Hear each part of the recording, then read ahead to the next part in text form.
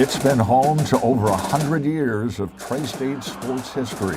A stadium known best for baseball hosted some of the best Evansville high school football games in the early 20th century. And for only the second time in 53 years, football is back at historic Bosse Field. Taking the field are two Tri-State Titans, both with a history of winning. Tonight, they pay homage to the players that paved the way to their school's success. It's the Memorial Tigers versus the Castle Knights. Who will win this historic game inside the confines of Bosse Field? That will be decided next. Welcome to the 14 News Memorial vs. Castle Throwback football game at Historic Bosse Field pregame show. Sponsored by L&I Insurance Solutions. It's a place that's played home to all of Evansville's greatest athletes, and it is the sports capital of the River City. And tonight, Historic Bosse Field will write another chapter in its storied history. Hi everybody, Jordan Yaney here with the legend Mike Blake. Thank you for joining us for our Throwback special football game pregame show. And Mike, I think we just heard you say it best. Football at Bosse Field is back. It sure is, Jordan. What a night, a beautiful night, a great crowd. Both these schools travel well. They bring a large group, and boy, they got a lot to holler about. Castle, 7th ranked in 5A. Memorial's top ranked in 3A. As someone whom we liked, the late Vin Scully used to say, hey, pull up a chair and stay a while. Folks, you got the best seat in the house. Jordan, we couldn't be proud. We couldn't be happier to bring this game to them. Absolutely, Mike, and we are excited to be with you for the next 30 minutes, going through everything that this game will bring to you. And one of the cool elements is a baseball field turning into a football field. Maurice Carter gives you an inside look at how that process went down. So home plate sits right here traditionally, and then the goalpost is about a foot in front of it. Trading in home plate for a goalpost, the base path for sidelines, and the mound for a unique red zone experience, Bosse Field was transformed ahead of the throwback game between Memorial and Castle High School, one of only a handful of football games to grace the diamond. I think it's a one-of-a-kind experience for these athletes. Matthew Will is the Evansville Otters Director of Communications and Baseball Operations. Watching his beloved field and stadium be transformed was both a surreal and exciting experience. From trying to locate the holes to put the goalpost in to leveling out the mound, they're focused on creating an environment like no other. During baseball season, we get players out here playing somewhere they're never going to get to play again. In your football career, you probably are never going to play on a hybrid dirt and grass field, so these players are going to get to do something that only few NFL players have got to do, so it's going to be really cool for them. For Will, one thing's for certain. Their historic venue will offer a football experience unlike most have ever seen before. From the coin toss to the final snap, those in attendance and on the field are in for a treat. I don't think there's a single one of us on this staff that doesn't respect the history and the special feeling this place brings. On a Thursday or Friday night in the middle of the summer, this can be a really special place, and now it's going to be a very special place for some people on an October Friday night. From historic Bosse Field, Mitch Carter, 14 News. Certainly a lot of work went into the makeover that we see here tonight, Mike. Unbelievable. And, when you talk about this field, someone who knows an awful lot about it, folks, he's our host for tonight, Bill Bussing, the owner of the Otters. He's also a Memorial graduate. I sat down with him just the other day. Bosse feels it's a perfect fit for this game. Someone who knows that very well, the owner of the Evansville Otters, Bill Bussing. Bill, this guy, for a lot of people, you're excited about something like this. Why is it such a good thing to turn back the clock? Well, Mike, for a lot of people, their memories aren't about baseball at Bosse Field, it's about football. Because as you know, for years, it was the home of several of the local teams when we didn't have all the football stadiums that we do now. So many people associate Bosse Field with high school football that it's great to go back there and play again. Growing up, do you remember Memorial playing a game or two? Well, the only games that were played elsewhere were at Wrights Bowl and Enlow Field. Those were the only other two places to play football. So we saw Rex Monday and Central and Harrison and play a lot of games at Bosse Field and Memorial as well. Because of the 100 years tradition of Memorial really, it has to be a special game for them. Oh, it is. That was the impetus of this, the 100th anniversary of Memorial High School. So they were looking for something to do to honor that tradition. And they came to us and wondered if they could play a game. We had a game there in 2011 against Belleville West. It was a great evening. And 13 years later, Memorial is back against a natural East Side rival in SIAC power, Castle. So I can tell you that the athletic staff of both high schools, as well as the Otters, have been working to make this evening one that people will never forget. Well, there is a long history of high school football here at Bosse Field. We'll get into that in a little more detail in a minute. But a little known fact is Bosse Field, about 100 years ago, played home to one of the first professional football teams in 1921. That is, Frank Foch took a trip to Chicago and came back with a spot secured for his Evansville Crimson Giants in the American Professional Football Association. Through their tenure, which did not see to the end of 1923, they played against the Louisville Brecks, the Hammond Pros, and how about a familiar name? The Acme Packers of Green Bay. Yes, the team that would later become the Green Bay Packers. The first year, all the games were scheduled to be in Evansville at Bosse Field, and they were, for the most part, 2/3 of the way into the season. Attendance wasn't as good as they had hoped, so they planned a road trip. They did go and play up at Green Bay, and they were beaten up there. Papers, the way they're available now. Despite that tough loss to Green Bay, the Crimson Giants were quite successful in year one, and they did not stick around long in the NFL. Okay, a quick programming update for you. You're watching the pregame show right now. We thank you for that. That's being simulcast on 14 News and MeTV. We turn things over to Max Parker for the game at 7. That's airing in its entirety on MeTV. Channel 14.2 on broadcast, channel 301 or 436 on Spectrum, and channel 104 on Astound. At 7:30, we'll pick the game up on NBC as well after Reba McEntire's new show, Happy's Place, premieres. And the game tonight, just the latest in a long history of big events at Bosse Field. When we come back, we'll look at those monumental moments. Plus, we speak with Evansville Mayor Stephanie Terry about how this game isn't just for Memorial and Castle, it's for the whole city. We'll be right back.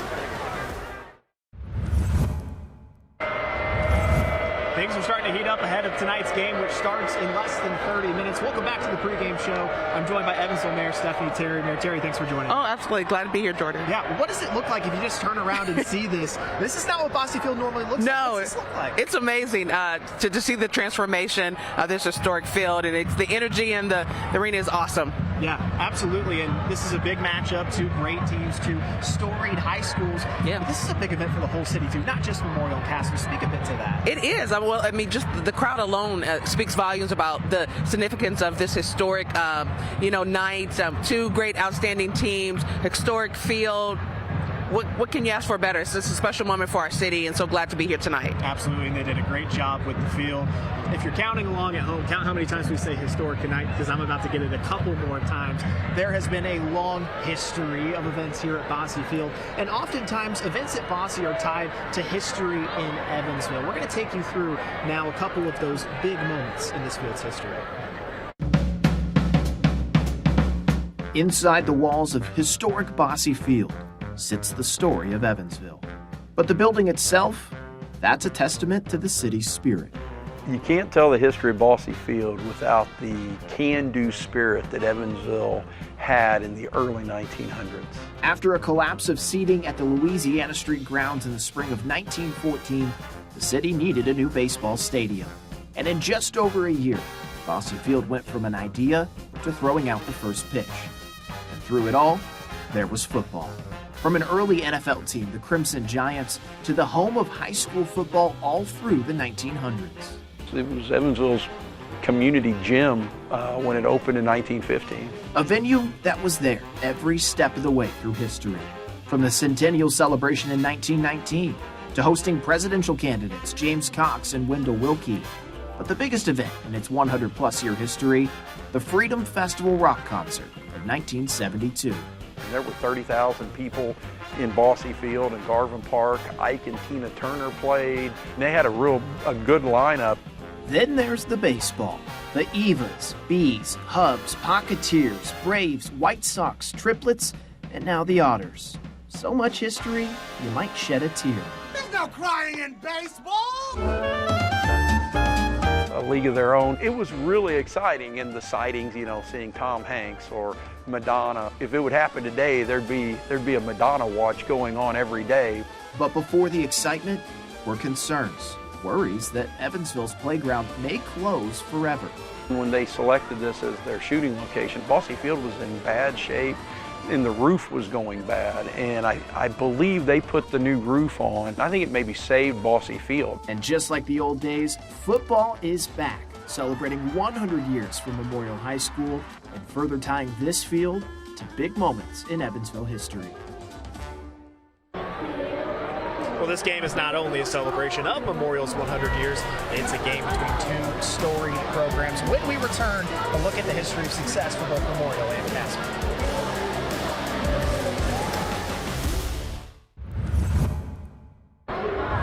Welcome back into our pregame show. Of course, this whole ordeal to celebrate 100 years of history from Memorial High School. And in that century, there has been plenty of success on the gridiron. They have dominated the City Series, the SIAC conference titles, even two mythical championships in the 1930s. But it wasn't until recently that they climbed to the top of the mountain in the IHSA, winning their first state title in 2017, then coming back 2 years later, becoming champs again in 2019. And as they look to stay unbeaten tonight, the top team in 3A is hoping to add more hardware this year. Meanwhile, for their opponents, the Castle Knights, a similar story, but a different path to get there. 2 state championships in their school history, but it's been a 30-year drought for the Knights. They won in 82, then 12 years later in 94, when head coach Doug Hurt was a linebacker for the team.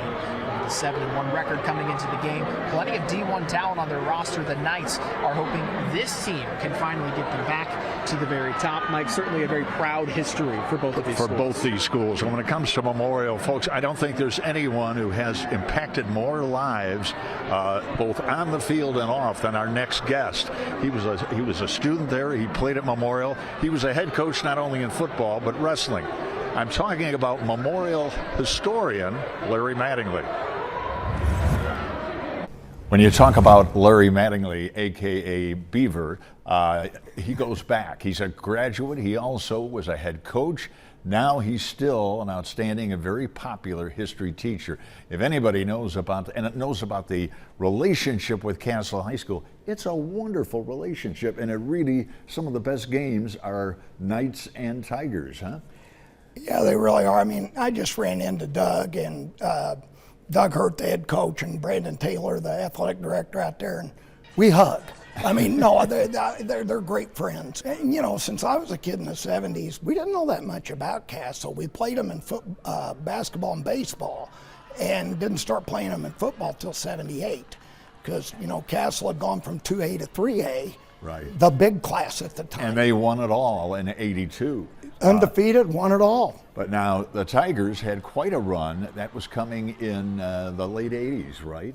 Yeah, we, you know, I look back to who had won conference titles. And in football, all the city schools and Castle have won titles since I've coached. And it's kind of neat. I mean, it was a little more cyclical, but everybody had streaks. And we had one right after they did. And ask any kid who goes to Memorial to tell you this guy has, he bleeds blue and knows a lot about, it's a perfect fit, 100 years. This is a big deal to play a game like this, to turn back the clock, isn't it? Yeah, and I'm really glad Castle gets to be a part of it, because in talking to Doug and Brandon, they've never played there. And they said maybe if they played Rex Mundy, but they didn't play the city schools all out until 1978. It's a good fit. I think it'll be fun, and they seem all in on it too. It's nice. And tonight we're also on this special night celebrating a special individual, the late Clint Keon, simply one of the greatest athletes in Evansville and Memorial history. A first-team All-Stater in 3 sports. In addition to his immense talent, he had a huge heart. He was a great husband and father, a tremendous sibling, and of course a great son to his parents. And he had hundreds of friends who will be remembering him for a long time.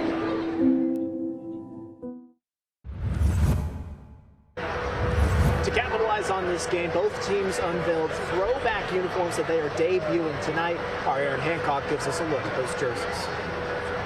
Memorial versus Castle. When you hear that matchup, you pretty much assume it's going to be a great game. This year's game, though, will be even more special than ever before. That's because they're playing this throwback game at Bosse Field, and with that, they're turning back the clock on the uniforms. Yes, both teams will wear special throwback uniforms. As you can see, Memorials are green, while Castles are more of a simpler look. First, on the Tigers threads, they're anything but what we normally see at Memorial, as alternate uniforms are not common in high school sports. It's pretty cool. Like, this is kind of the first time we've done this, at least to my knowledge. So, like, just being like the senior class that's able to do that is just an awesome feeling. I think it means a lot to this program. To be able to celebrate, the tradition and the history that we have here, it's a very awesome feeling to be able to do so. Head coach John Hurley tells us they designed the jerseys themselves. Really, we went back and looked at the 61 jerseys and tied them into recent green jerseys by Notre Dame. Numbers are bigger, and the kids have all noticed that the numbers are long, and that's because that's the way they used to be. Years ago, they used to talk about how you stand on the giants that came before you, and that's kind of what this tie is into. Even on our practice field is Bob Hargrave Field. He played at Notre Dame. As for the Knights unis, theirs were inspired by the 1982 football team, the first one in program history to bring home a state championship. Castle went for a simpler look, but a big point of emphasis for the team when designing the jerseys was actually on the back. The back side of it with Castle, that was something when Coach Leidy was around. I remember him saying, he wanted Castle on the back because as we went by the opponent, he wanted them to remind them that, Castle just blew right by it. They look really cool, honoring the 82 team and all that they've done. So, we saw them pretty much just today, but I think they look sick. I actually just saw the jerseys in person for the first time, so they feel pretty good. They look good, man, so I'm just excited to wear them. Should be a fun one. We're all looking forward to it. I'm Aaron Hancock, 14 Sports. A lot on the line tonight, and these two schools are actually very closely tied, and it starts with their head coaches. When we return, Mike Lake sits down with Castle head coach Doug Hurley. And as we've mentioned, a lot on the line between two powerhouses in the SIAC, Mike. And so both teams got great support. These are the Castle cheerleaders. One of their favorite items or persons is Castle coach Doug Hurt. Listen to this. Doug, first of all, your thoughts on coaching in a game like this. It's a big deal, isn't it? Mike, I don't think there's any question. We're excited about the opportunity to play at Bosse Field. It's obviously a game that has potential conference implications against a good friend in John Hurley, and we have a lot of respect for their program and what they do, and to have two good football teams clash and do it in an environment like this is going to be, I think it's really, really exciting. For the kids, it should be a thrill, don't you think? I mean, I think outside of a state championship game, you could almost look at this as a local championship, and even taking into consideration the venue and the historic significance of the venue to the Evansville and tri-state area and being a part of it, I think it's going to be really, really special. One of the key things about this game, it's the retro, the look back in 1982. These guys, the Knights, he played when Castle won it all. You'll be wearing those uniforms. Those are neat garbs, aren't they? Absolutely. We're excited about it. And when we first talked, John and I, back probably a year ago, or at least in the spring, about this game and kind of bringing a throwback type of feel to it, we kind of looked at what would be the appropriate look to go with. And Castle does not have the history that Memorial does going back 100 years. We date back to the late 50s, but what better uniform to go with than the 1982 team? I played on the 94 team. Our uniforms weren't particularly significant, but that 82 team really put, as you remember and covered so many of the games, put Castle on the map statewide. And so I think paying our respect and some homage to that team is particularly special. And of course, Castle has a great following. They'll be there at Bosse Field, won't they? I think half of the tri-state might be at that game, so I think it's going to be really exciting. Our fan base is excited. I know Memorials is as well, and a lot of area football fans that are just fans of tri-state football, which I think is special in this part of the state. I think they're going to turn out in droves. Well, that'll do it for our pregame coverage, Mike. Jordan, it's been a pleasure. Folks, enjoy this game. And to get you prepared, as we're just minutes away from kickoff, let's send it up after the break to Max Parker and Jevin Redmond in the booth. The moment is finally here. The Bosse Field throwback game, Memorial and Castle, and what a game it is. Potentially the best we could have really hoped for all year. Good evening, my name is Max Parker alongside Jevin Redmond. Jevin, we've got two great teams on the docket tonight. Yeah, it's a throwback game with a lot of meaning in the present, right? So the Tigers trying to clinch the SIAC title for the first time since 2019. Castle trying to get a share of it for the first time since 2012. Castle, a very strong defense against a potent Tigers offense, should be a lot of fun. Yeah, you really couldn't ask for anything else from this game. As you mentioned, Memorial undefeated, Castle one loss. And there are two teams that have really dominated all season long, so we've got quite a good one coming up after the break. Now, if you need a reminder of how to watch the game, we've got you here. You can watch the game uninterrupted on MeTV, which is 14.2 on broadcast, channel 301 or 436 on Spectrum, and channel 104 on Astound. Then at 7:30, we'll pick up the game on NBC after the series premiere of Happy's Places, a game you will not want to miss. We'll have a little bit more preview coming up after the break, and then the game goes. It's been home to over 100 years of Tri-State sports history. A stadium known best for baseball hosted some of the best Evansville high school football games in the early 20th century. And for only the second time in 53 years, football is back at historic Bosse Field. Taking the field are two Tri-State Titans, both with a history of winning. Tonight, they pay homage to the players that paved the way to their school's success. It's the Memorial Tigers versus the Castle Knights. Who will win this historic game inside the confines of Bosse Field? That will be decided next. Welcome to the 14 News Memorial vs. Castle throwback football game at historic Bosse Field, sponsored by Bartley's Paint and Body Shop, Hello Window and Door Replacement, German American Bank, and Kenny Kent Lexus. Welcome out to Bosse Field, historic Bosse Field, for a historic game. Once again, my name is Max Parker alongside Jevin Redmond. What a game we have on tap for you folks at home tonight. Undefeated Memorial against a one-loss Castle Knights team with SIAC title on grabs.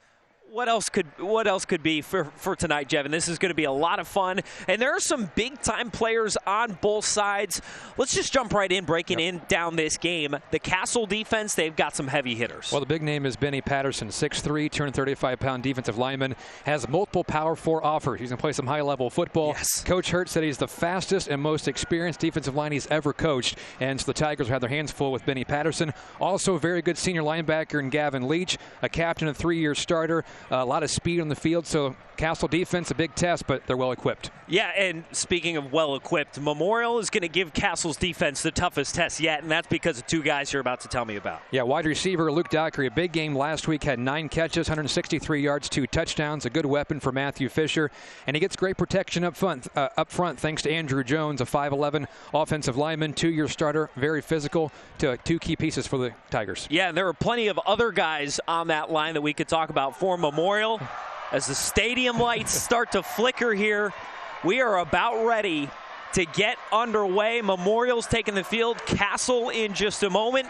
So I'll hand it off to you, buddy. Jevin Redmond, you've got the game for us. Tigers will receive the opening kickoff, so we'll see the very potent offense first here tonight. And tell you what, Max, looking through the crowd, we were wondering about 30 minutes for a kickoff. Is it going to fill up? It certainly has on the Memorial side, mostly full on the Castle side. This has a much bigger field than a Week 9 game. Oh, it's beautiful out here. Now, we did talk about a little bit before, one end zone, that is the end zone to our left if you're on the near side of the field. That's going to be a little bit quiet. Near side, though, or far side, I should say, that end zone to our right, that'll be nice and loud with looks like about 5,000 fans here at historic Bosse Field. It'll be Isaiah Gooch to kick off for the Castle Knights. Big leg from the junior. Tigers have Elserman, Dockery, and Kendrick back deep to return. And this is where you're going to get a very big question answered right off the jump. Can the Castle defense slow down the high-powered Memorial offense? That has not been a question. The answer was yes all season long. Or I should say the answer has been no all season long in terms of slowing down that Memorial attack. Can Castle do it? this is going to be their biggest test. We just found out it is a sellout here at Bosse Field. Just over 5,000, and Week 9 about set to get underway. Glad you're with us. The Knights and Tigers to wrap up the regular season. Both teams hoping for an SIAC title. Tigers a win. They can win it outright at 9-0. The Knights trying to improve to 8-1. Week 9 is underway with an end-over-end kick to the far side of the field. Drifting back on the return for the Tigers. Strolling up the far side is Dockery. Pretty good return before he is sandwiched near the Tigers sideline. And it's the Memorial offense with the first strong play of the night. Jevin, that sets up the offense for great field position. It also gave us the first look through the infield of the baseball field here at Historic Bosse Field. Little bit of dust kicked up. Hopefully that's a sign of all the action we're going to get tonight. But again, here's where we get our first look on the field. Who and are they going to stop the high-powered offense led by Matthew Fisher? He's a 6'3" senior, completing 70% of his passes this year. 26 touchdowns, no interceptions. As the Tigers line up with trips wide receivers near side, Dylan Kendrick is the running back. Just shy of the 40 is where the drive starts. Handoff Kendrick, and a minimal gain as he is wrapped up around the waist. Castle defense, first big play. Kobe pulled him, the sophomore, got to him, a gain of 2. And we talked so much pregame about Benny Patterson III and what he's able to do with this offensive line, or defensive line, I should say. One of the biggest things is build up the other guys around him. So much attention goes to Patterson, so guys like Pullum able to do their job on the line. Pullum came in 5th in tackles for the Castle defense, 2nd and 8. Fisher's first pass, screen pass near side. Kendrick off the catch. He has a first down and more. Stiff arm to the midfield stripe, and he's tugged down in Castle territory. It's Fisher to Kendrick, first down Tigers. Typically right off the jump for Memorial, it's not necessarily extending the field north-south-wise, but it's going east to west. When they can put these speedy guys, put the ball in their hands, and they can run with it, that's where this offense can fly. For Kendrick, just his 12th catch of the year, mostly does his work on the ground. Fisher goes under center. It's Dylan Kendrick up the middle. Not much running room again. He maybe gets a yard or 2. That strong Castle defense that gives up 15 points a game, which is 5th best in Class 5A. Another gain of 2 for Kendrick. So just how much room is Memorial going to give to that run game? How many times are they going to try and push that right up the middle before they really go back to that screen game? And when are we going to see Fisher air it out for the first time? First drive of the night, Tigers have 1 first down, 2nd down and 8. And before the snap, we have whistles from the near side. Maybe some movement on the Tigers front. No, it is an early timeout called by Castle, and we'll keep it here early on, first drive of the game. The good news for the Tigers, though, Max, is they're working away from what is the infield for baseball. I tell you what, I walked around before the game, and things get interesting inside the 10, 15-yard line. I know a lot of work went into lowering the mound to make it playable, and certainly be interesting in the red zone for Castle in the first quarter. Absolutely, and you talked about kind of leveling out that pitching mound. They kind of overcorrected a little bit originally, putting down a lot of sand. I was here for Memorial's practice earlier on in the week.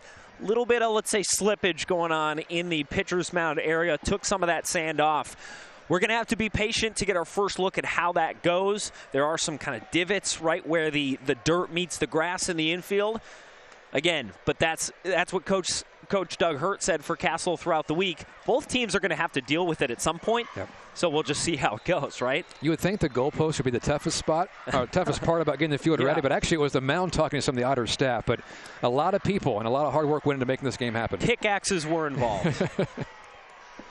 So Castle just burned an early timeout, about 90 seconds gone. Tigers received the opening kickoff, and they have a 2nd down and 8 coming up. So far, 2 runs for the Tigers and 1 pass. Fisher goes under center. Kendrick lines up as a running back once again. It is Kendrick trying to run off right tackle, and tough sledding for Dylan Kendrick. The junior running back is yanked down at the line of scrimmage. No gain. Man, has that Castle defensive line been stout to start off, and that's what they need to do at the beginning.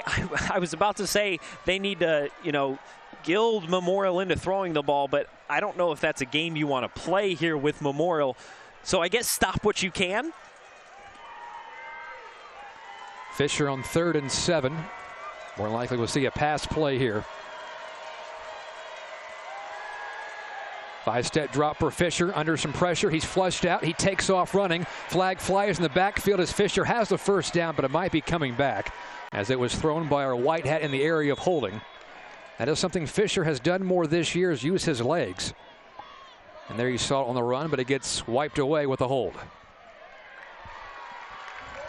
Well, an interesting start for the Castle defense.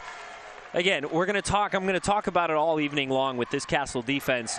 One, because I've talked to Doug Hurt about it. Two, because they run the same defense as my Chicago Bears. The Tampa 2 defense is all about forcing your opponent to nickel and dime down the field. What Memorial, again, does best, those big chunk plays. Tampa 2 is built upon limiting those, just taking the small chunks and betting on your defense to limit them from getting in the end zone for 6.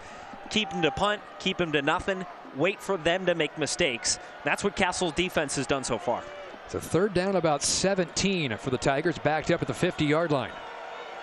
Fisher on play action, gets rid of it quickly. Pass goes far side, almost picked off. It's incomplete. And the Tigers will have to punt on the opening drive. That is one thing to note. Matthew Fisher, no interceptions this year. The Castle defense almost had one there. What a stop and what a start for the Castle defense to give themselves some momentum. Now the question is, we get our first look at the Castle offense. Certainly a different look in the sense when you talk about passing versus running game balance between these two offenses. Max McCall is the guy who's going to be the workhorse for the Castle Knights. We'll get our first look at him here. Fisher averages 37 yards per kick this year. High snap. Gets rid of it just in time. Wobbly kick. Knights will let it bounce, and it will be deadened well inside the 20-yard line. So the Castle offense will start backed up a bit. Their junior quarterback is Bowden Morgan, but Max, a lot of their work is done by Maximus McCall. Good name, right? Over 1,000 yards this year. Yeah, he is a beast. He's a guy who can break out speed when he is in open space, but he's a guy when you just look at him, he can make that space break open too, because he's just so strong when he's got the ball in his hands. He can help to spread open that running lane for himself and then put the speed to work. This Castle offense averages almost 200 rushing yards per game. They start from their own 10 as Morgan goes under center. They pitch it left side, McCall looking for a seam, and he gets pancaked after a gain. Linebacker Connor O'Donohue, the junior, came up and made a hard hit.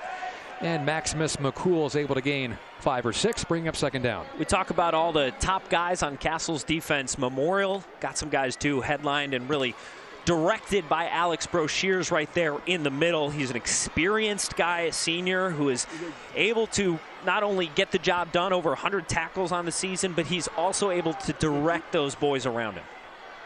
Gain of 6 for McCall. It'll be 2nd and 4 for Castle. Play clock inside of 10 seconds. Checking the play. Yeah. First pass. Looking deep and under pressure as a quarterback, Morgan, and down he goes. It's a sack for the Tigers defense. That's their 7th of the season. And it'll set up 3rd down and long. Looked like Morgan had a look that he may have wanted for a moment, but Connor Orr just getting through, giving himself the space he needed to find the quarterback, Bowden Morgan. Morgan just ran out of time. He had some good protection there for a moment, and it just collapsed in on him. That was Orr's 2nd sack of the season, a loss of 6. And now it's 3rd and 10 for Castle. Backed up to the initial line of scrimmage, which is the 10. Looked like the quarterback, Morgan, wasn't expecting to pass. He throws far side. It's incomplete. That was an awkward-looking play again. I don't think Morgan was ready for the snap, and the Knights will have to punt from their own end zone. Yeah, for a moment, I didn't even see the snap. I just saw the defender streaking through. So, but the ball was snapped, so it's not, you thought for a moment it could have been an offsides, a guy getting a jump early, but instead it was just the snap that Bowden Morgan wasn't ready for. Then you end up with free run to the quarterback. Kind of a tough play to turn into a positive. Isaac Salpetra will punt for Castle. Elsperman and Dockery back deep to return for the Tigers. They're around their 50-yard line. This is a shorter kick. Elsperman backs away as it rolls middle of the field. And Castle will let it roll to a complete stop.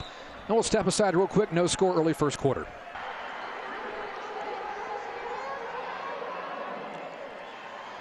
On the first play of drive number 2 for the Tigers, it is Fisher who hooks up with Luke Dockery for a big completion, a gain of over 20, and the Tigers had the ball inside the 30-yard line. Luke Dockery, no stranger to making big-time plays. 163 yards last week, 2 touchdowns. Picks up right where he left off. That was a 24-yard completion. On 1st and 10, they go back to Kendrick, eludes the first man, but not the second one. Linebacker Trey Ward came up and made the stop, as Kendrick was able to gain a yard, 2nd and 9. First big kind of chunk play of the game we've seen for the Memorial offense. Then they go right back to the run. Again, it's early, just one drive in the first 2 plays of the second drive for him so far, but the run game has not been. Castle's done a good job stopping him so far. Now, Kendrick came in averaging 7 yards per carry, but he's had 3 or 4 short gains to start. 2nd and 9 for the Tigers offense. Trips wide receivers near side. Fisher moves to that near side, tries to set his feet, has to get rid of it, and the pass is caught on the Castle sideline by Luke Elserman before he is angled out of bounds. That is Fisher's favorite target. 47th catch of the year for Elserman, sets up 3rd and short. These guys are buddies on the field, buddies off the field too. You can always tell they're around each other at practice, off the field, I imagine at school as well too. They've got a great connection, and you can tell. And boy, is Matthew Fisher dangerous when he is on the move as well. He's a guy who, a lot of times in high school with quarterbacks, they take off. The passing game is, you can check that off, not going to happen. Fisher, he can still move out wide and sling the ball. 3rd down and 5. In the pocket, Fisher throws it near side, back to Elserman, and he makes the catch, stays in bounds, touchdown Tigers. Memorial strikes first in week 9. What a play for Luke Elserman, finding the back corner right by that front pylon. Looks like he caught it at about the 1-yard line and then able to just scooch right in. Luke Elserman, we just got done talking about how much of a stud he's been and a go-to target for Matthew Fisher. No surprise there that he gets him on the board first.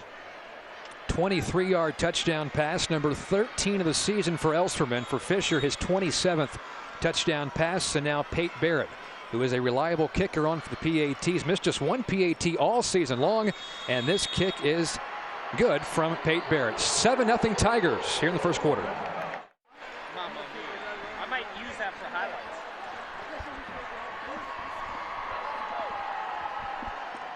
Tigers on the board, 7-0 with 6:40 left in the first quarter. A 23-yard touchdown pass to Luke Elserman. They went to him on back-to-back plays.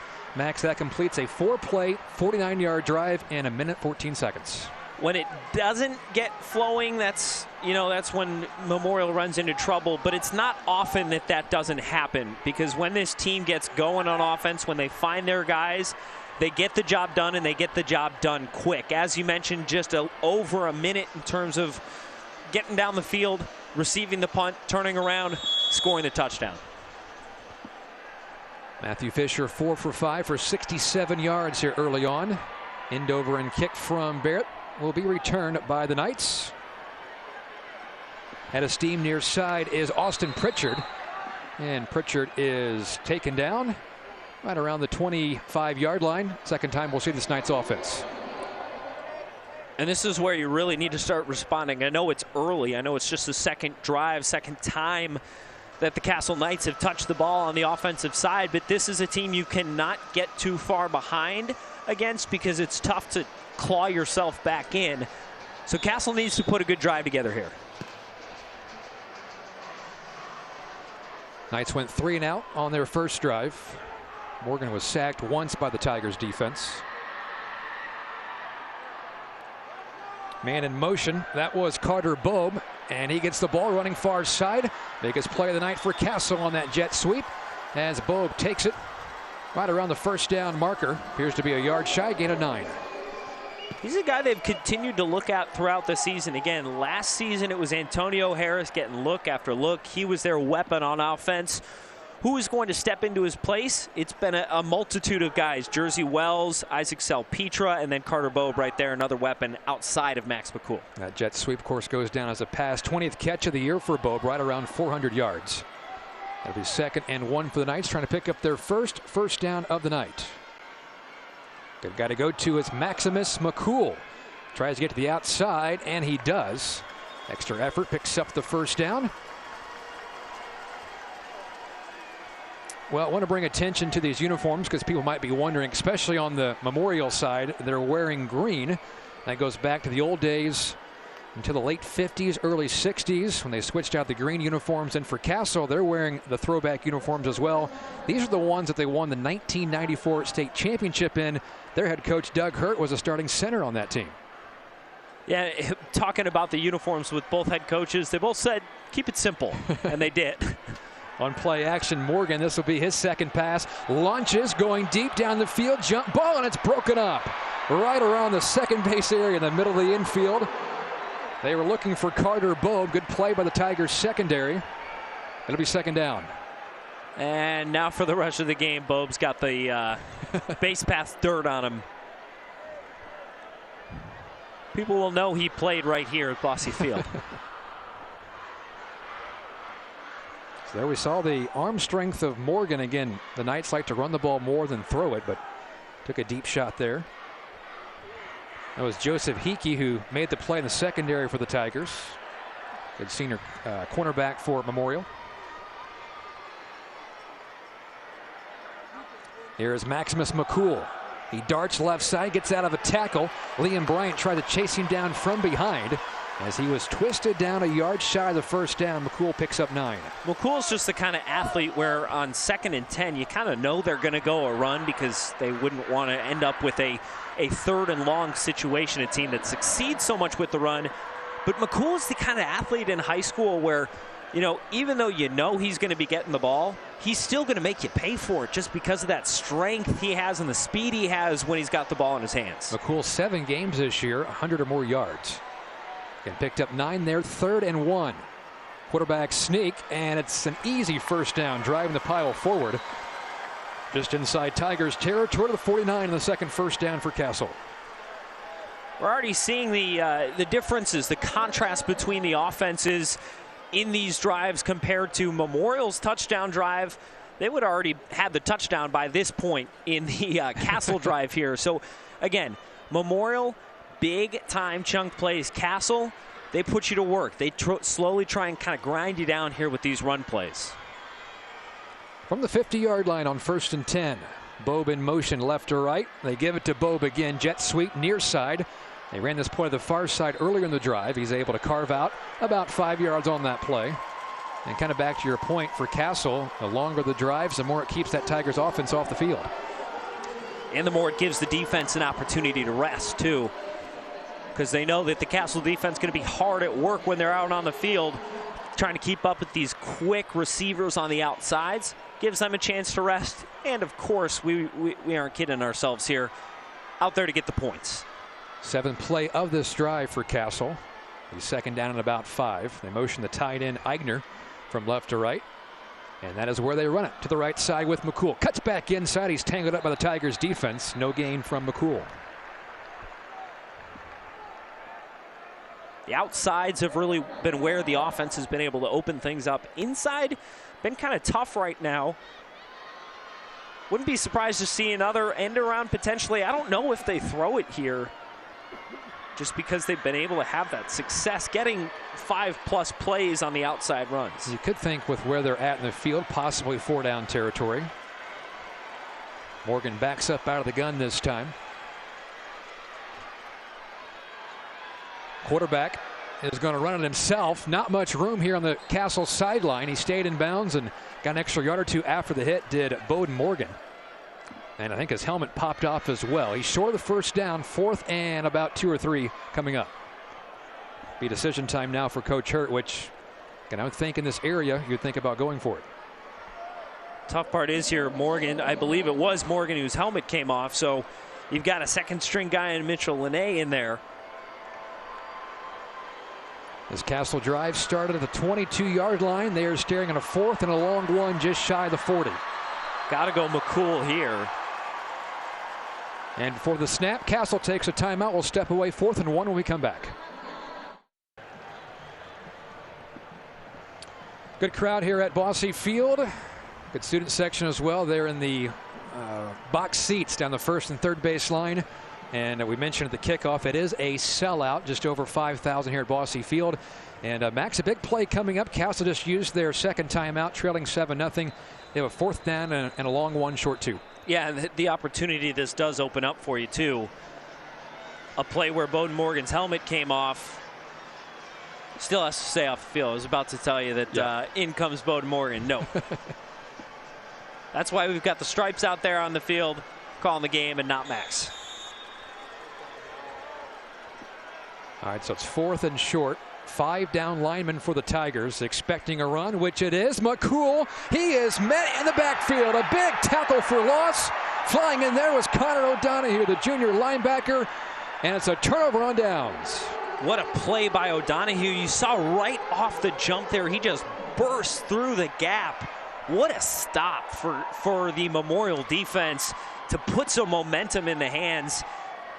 Castle Knights a little upset with themselves after, and understandably so. Yeah, Morgan being out for that play, I mean, pretty well knew what was going to happen. They were going to run it with McCall. Tigers add an extra man up front, made the stop. And now the Tigers will get their third offensive possession of the night. Last one was a 4-play drive, 49 yards, and a touchdown pass to Elsterman. Fisher looking to throw, goes across the middle. He's got Anslinger, and he is pancaked after a gain of 8 yards. That's the 6'1" junior Max Anslinger, his 13th catch of the year.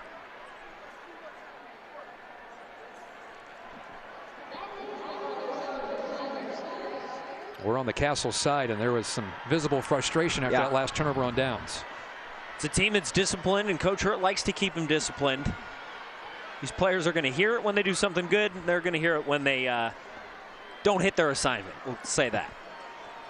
So now the Knights defense trying to step up here on 2nd and 2. This is Dylan Kendrick. He spins away from Benny Patterson, who got in that backfield quickly. Kendrick able to avoid a loss.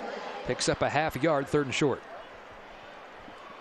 Well, there you saw the speed of Patterson, how quickly he got in the backfield. Mentioned top of the broadcast, multiple Power 4 offers. What a few months it's been for him. Started off, he's a guy who's committed to Cincinnati right now, but the run started off with an offer from USC. And then it seemed like each week on a Thursday, I was joking around with him. I was like, dude, what is it with these Thursdays? Next thing you know, it's an LSU offer. Michigan. Tigers throw on 3rd and 1. They loft it to the near side, and it's over the head of Luke Elsterman. Maybe some miscommunication there as Elsterman stopped when the pass was thrown from Fisher. And now decision time for Coach Hurley. What a momentum kind of tossed up in the air right here. Who's going to grab it? If they go for it, that's a big time job continuing on that drive. Looks like we've got our answer, Jevin. We'll see the hard count a lot in the situation too from the Tigers as Fisher tries to get Castle to jump off sides. They stay put right now. Remember, Fisher is also the punter, but he takes a snap. Flushed out. They need a yard. Fisher flings it, and he's got a man open. It's Anslinger for a 1st down. Right around the 30-yard line. Drive continues.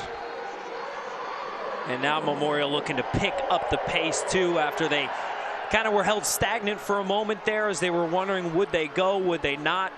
Now they really go once they got it going. Trips wide receiver to the far side. Elsterman near side. Fisher moves to a strong throwing side. He slings it across his body, and it's dropped by Elsterman. He found the teeth of that defense, but couldn't haul in the pass. First look at Benny Patterson really getting into the backfield too, bringing some pressure on the right side or left side from this view of Matthew Fisher. Patterson, a guy that has 6 sacks this year, so he forced Fisher to get rid of it quickly. 2nd down coming up with just over a minute left in this opening quarter. Tigers leading 7-0.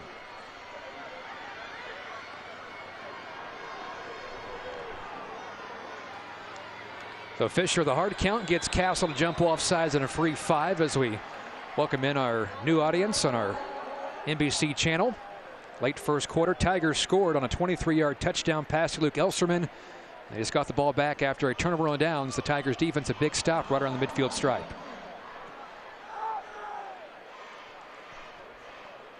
So tough. You get a positive play for the Castle defense and an incomplete pass. Then next thing you know, you turn around and a penalty. Fisher, they go with a bubble screen, caught by Simon Schultz, weaving through traffic, and he's tossed down. Right at the first down marker. Looks like he picked up enough. He needed 5 yards. Our official signals first down. Fresh set of downs.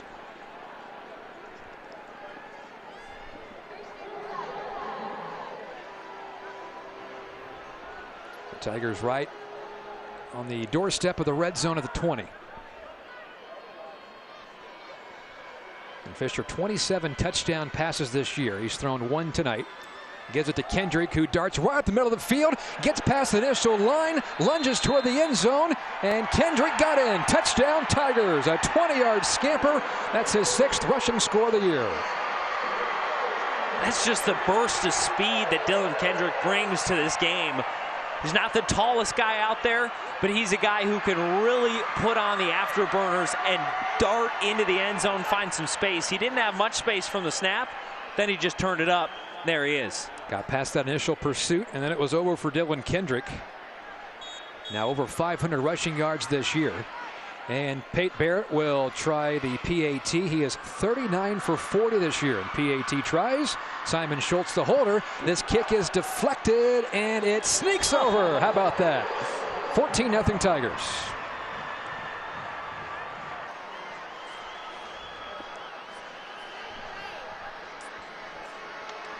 14-0 Tigers, late first quarter. Back-to-back scoring drives for the Tigers. The most recent one, 6 plays, 51 yards, 2 minutes and 37 seconds. And how about that run from Dylan Kendrick? We're so used to Fisher doing a lot of the work through the air. And Castle just got to taste their own medicine. Got the first look at Dylan Kendrick last year, the final game of the season for Memorial. I remember Dylan Kendrick ripping off a 70-yard touchdown. Made it into our 14 News Player of the Week nominees. He ended up winning that just because what a play by him. And then he sprinkles his name in there, and now we get a much bigger taste of what Dylan Kendrick can do out on the gridiron. Kendrick really had a strong second half in his sophomore season and now is the main running back for the Tigers. Ensuing kickoff from Pate Barrett. He's brought by Pritchard here to the near side. He's undercut shy of the 25-yard line. That last scoring drive for the Tigers was brought to you by Simplicity Furniture. They're located at 1309 North Green River Road in Evansville. Have fun shopping for furniture with Kelsey Coslett and his father, Pat. Well, big response needed here by the Knights offense, already trailing by 2 scores. Again, it's early, still in the first quarter, 25 seconds left to go. But it's, again, with how potent Memorial's offense is, you got to come away with points. Handoff, Maximus McCall, and he is swarmed by green jerseys. Able to get back to the line of scrimmage. No gain, though, for Maximus McCall. And that play should take us to the end of the first quarter, which has been dominated by the Tigers. This game, a throwback game, a part of the 100-year series for Memorial High School. And right now, the Tigers having all the fun, leading 14-0 after 12 minutes.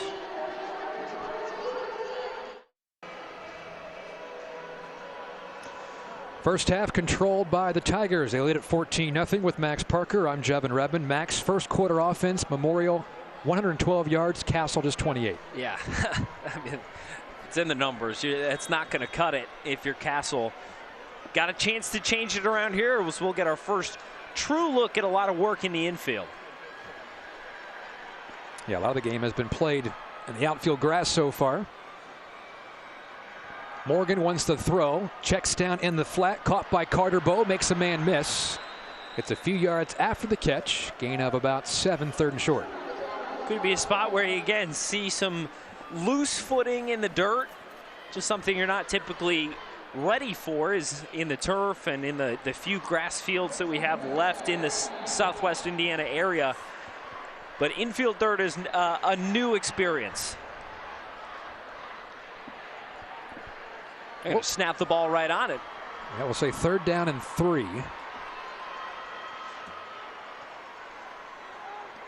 And motion the tight end Eigner left to right. Morgan looking to throw. Back-to-back plays across the middle, and he somehow slid that through the Tigers defense as he hooks up with Isaac Salpetra for a Castle first down. That's a tight window and a great job by Morgan.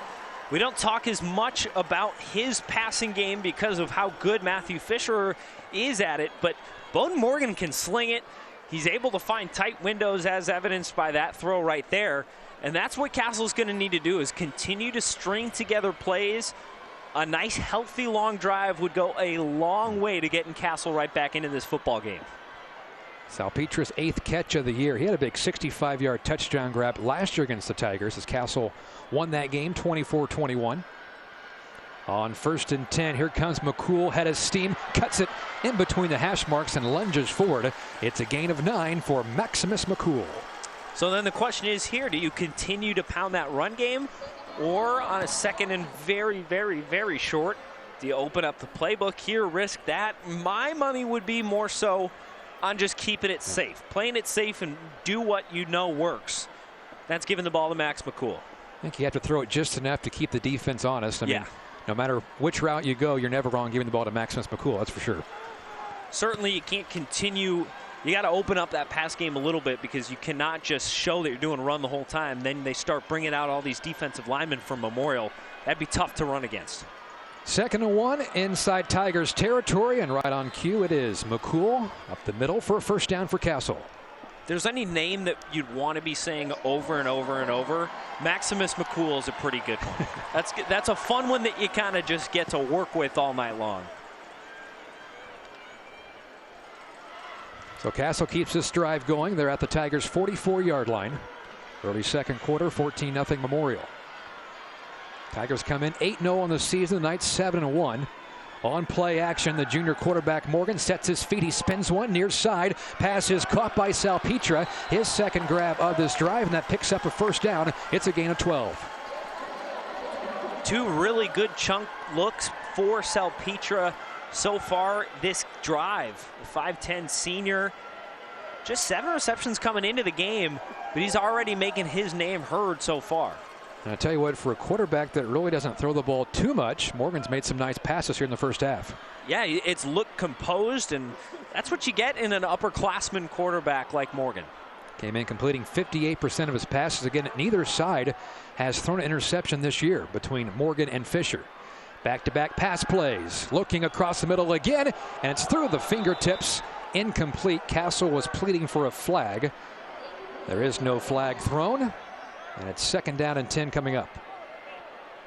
It looked from our vantage point like there might have been a little bit of early contact, but guess not enough. It was Carter Bobe who they were throwing that pass to. Looks like he's okay. He walks off the field slowly.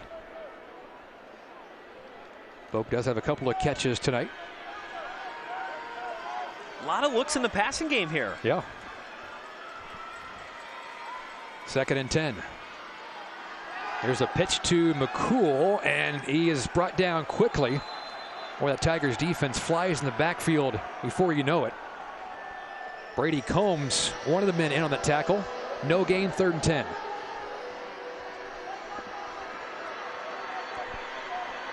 Oh, we talked about the Knights defense giving up just 15 points a game. This Tigers defense allows just 11 per contest. That's 7th best in Class 3A.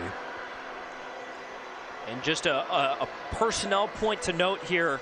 Big number 92 coming in on the defense for Memorial. 92 is Queso Jean, a 6'1", 220-pound senior. 8th play of this drive. On play action, Morgan chucks it across the middle, juggling one-handed attempt, and it falls incomplete. That would have been incredible if Isaac Salpetra could have pulled that one down in traffic, but it's 4th and 10. Man, that ball was so close to landing in his arms. He bounced that off his hands probably about 4 or 5 times before it finally fell to the ground. I do like this look to keep the offense out. I just think you can't fall down too far in this 2nd quarter. This is the fringe of field goal range for their kicker, Goodge, but again, you're down 14-0, so certainly go for it here on 4th and 10. Morgan steps up in the pocket. Zips 1-2, is tied in. The pass is caught. just past the first down marker, and the drive continues. That's the tight end, John Eigner. What a big play right there. I mean, that is something that you're going to look back to. Just being able to reset the down markers there. Give yourself plenty more plays here to try and turn this drive into something. Castle inside the red zone for the first time tonight, trying to get on the board. From just inside the 20, it's Maximus McCall. And the Tigers defense had him angled pretty good, not much running room. And McCall is brought down quickly. It's a loss on the play of a couple.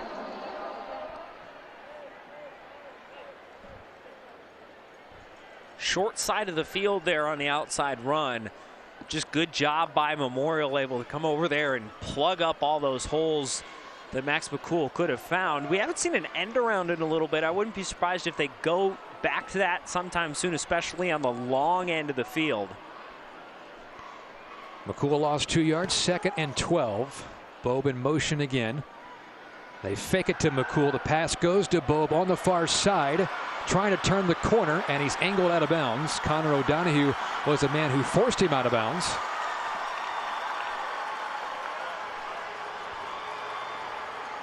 And you're looking at 3rd down and about 5 coming up. It's a great play. They don't go to the end around, but essentially you get the same result with Carter Bobe in the open field with plenty of space on the long side of the field with the ball in his hands. Does a good job with it. This is the longest drive of the night. Play number 11 coming up for Castle. They got the ball inside of 30 seconds to go in the first quarter, and they have taken about 5 minutes off here in the second quarter.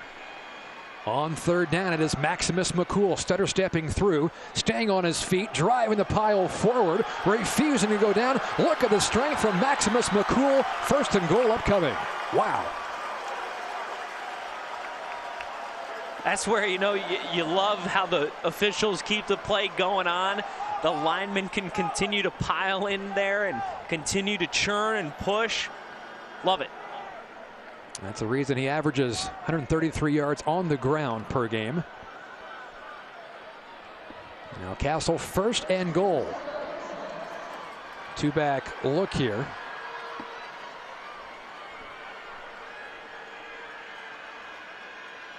Back to McCall.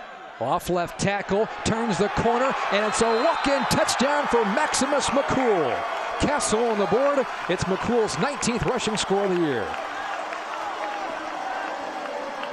Well, we said it when it happened. That 4th and 10 play was going to be one you were going to remember no matter what. Now you especially need to look back at that because it gives the Castle offense an opportunity to put 6 on the board as they just did. You go from a big-time question mark with Memorial getting the ball back up 2 scores to now they get the ball back. This is just a 1-score ball game. Isaiah Goodge on for the PAT. He is 30 for 30 this year, and he is still perfect. A much-needed response by Castle. It's now a 7-point game. Well, it's now a 1-score game back. 6:29 to go in the second quarter. A game that really for the majority of this first half is felt like the Tigers have dominated, but now the Knights right back in it. Yeah, and the most interesting part about after that touchdown was what we're able to see in this alternative setup here on the sidelines. We're right behind Castle's sideline, and I saw Bowden Morgan walking down the sideline just saying to his coaches, trust me. So, I mean, that's a big-time sign from a leader on your team. That's a confidence-building drive, a drive where he goes out there and gets the job done on so many different situations, namely that 4th and 10 conversion on a passing play by him. That's where you get to see the trust me really come to life.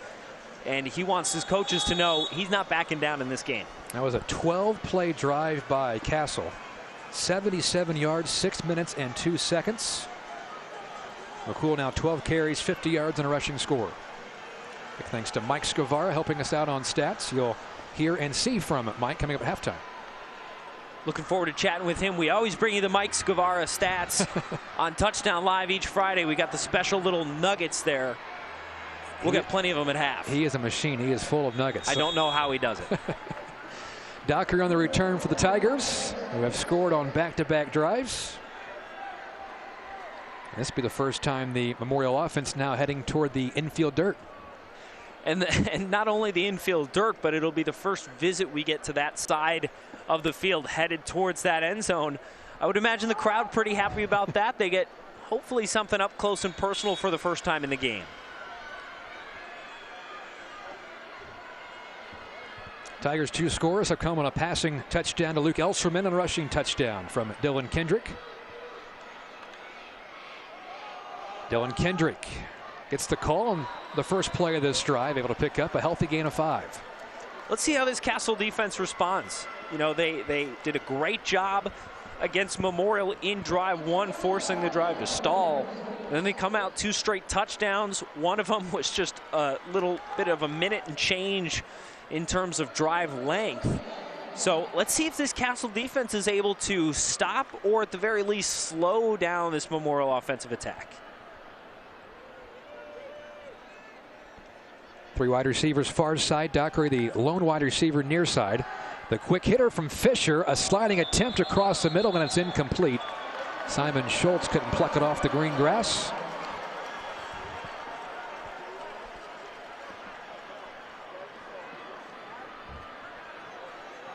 And now this is a big momentum play if you're a Castle fan. If the defense can get off the field with 3 and out after a score, feel pretty good about yourself. Yeah, and that's where you see the differences in drive length too. Right now, just 5:41 to go in the second quarter. The first part of this has flown by because of how extended that Castle offensive drive was. Now, a side note, something you hate to see, Benny Patterson limping on the sideline here. That'll be a big loss for Castle, their 6'3" senior defensive tackle, 235 pounds. A little bit of trickery, end around. This is Luke Dockery. He turns the corner. First down, Tigers, much more. Into Castle territory. Dockery streaking up the far sideline before he's upended. And there's a big play from this potent Tigers offense. Castle had the opportunity to stop that right from the get-go. They got some pressure in the backfield, and then it just tailed away. And next thing you know, Dockery does what he's done all season long, just turned on the jets. And there you get a 29-yard gain for Dockery. Once he gets in the open field, he's dangerous. To the Castle 40, the Tigers offense goes a bit up-tempo here. Handoff Kendrick. Kendrick was met by the linebacker Trey Ward and is able to carve out 3 or 4 yards. Okay, the last thing that I would want, Jevin, is to be brought down with my face mask dirt side down. That would not be enjoyable. So I don't want to be tackled, period. Forget where it's again, at. That's why we're on the flatbed truck talking about the game, not playing it. Gain of 4 for Kendrick there, 2nd and 6. Here comes some pressure. Fisher gets rid of it in time, and he completes a pass to the far side. And that's Luke Elserman, who has a touchdown grab tonight, and there he picks up a Tigers first down. That's what Memorial does. I mean, aside from that one first 5-yard gain, it's been stop, and then they take these big chunks out of you. Next thing you know, they're knocking on the door of the red zone.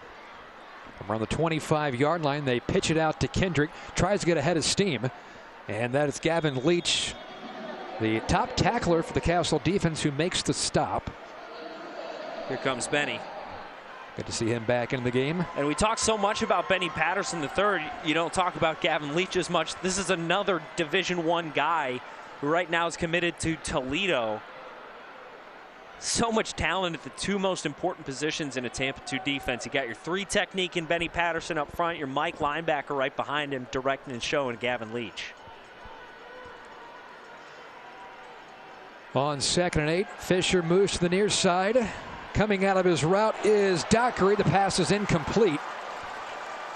Some hand fighting between Dockery and Richards there as Luke was coming out of his route. Pass was incomplete and a big 3rd and 8. 14 News is Dan Albin down that far side. Got a hand on the ball too right as it was bouncing off the side. Excellent play by Dan. I hope they send the ball over to him soon. It's play of the game right now, right? Yeah. I mean, he's flying out there. Good work, Dan. Proud of you, buddy. Fisher tried the hard count. He got Castle to jump off sides earlier in the half. Not this time, though. Play clock at 10 seconds. This is a big play right here. 4 wide receivers near side of your screen. They fake it that way, and they lob it to the far side. 101 coverage. There's some contact. Tigers faithful want a flag. I don't see one, and it's 4th down and 8. Wow.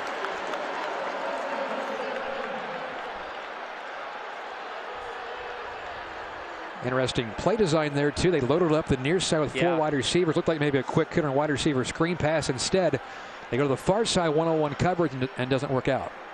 What a stop for Castle. That's a spot where I'd love to pay the extra couple $1,000s to get replay so I could just get one more look at that game, at that play there. But again, that's just a toss-up ball right there.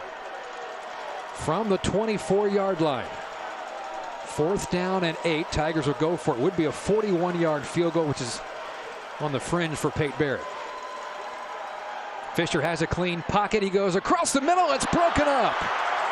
It's a turnover on downs. Looked like that was 35. Nick Shermer, who got his hand in there and batted the ball away. Big momentum play for the Castle defense, and now a chance to tie the game up. Wow. Wow, what a play. It's funny as you see the dust just kind of starting to float up here. Try and catch a glimpse. Looks like Luke Dockery was going to haul that in. Next thing you know, it hits the dirt. Whew. That was close.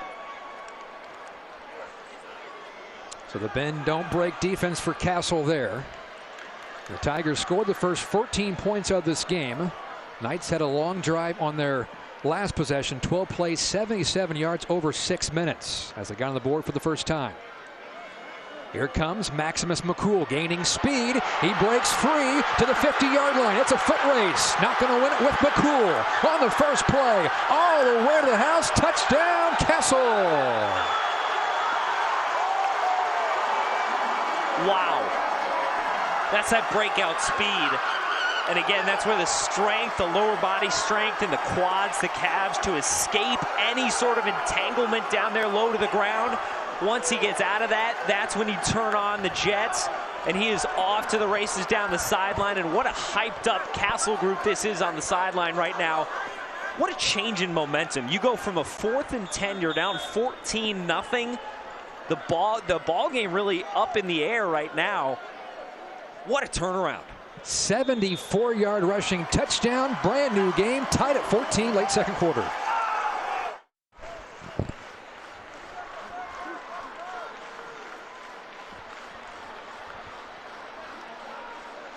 Wow, what a turn of events. Castle's defense gets a turnover on downs. And then on play number 1, Maximus McCall officially a 76-yard touchdown rush.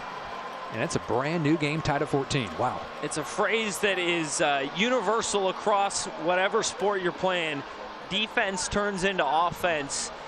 That's just the bread and butter for how the game is played.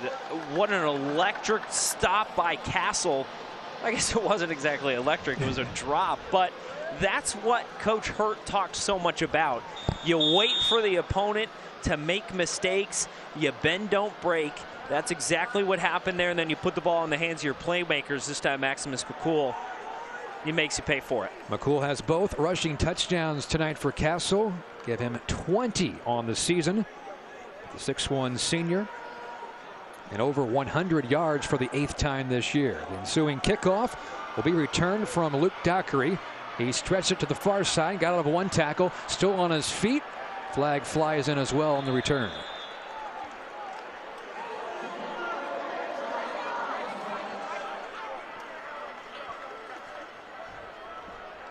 Okay, the only downside about a super quick offensive drive, defense didn't get much time to rest. They had such a hard-fought stop there, and that was a relatively about 2-minute drive for Memorial before Castle ripped off that run. And the flag on that return was a block in the back against the Tigers, so that will pin them deep in their own territory. Back around their own 10-yard line. And this is important now for the Tigers because Castle does get the ball to start the third quarter. See if Memorial can move it a bit. They go with Dylan Kendrick on the first play of this drive, and he lunges forward for a short gain of 2. The sponsorship signs in the outfield at Bosse Field are getting treated to a show right now. The fans on the other side hope they brought their binoculars for the first part.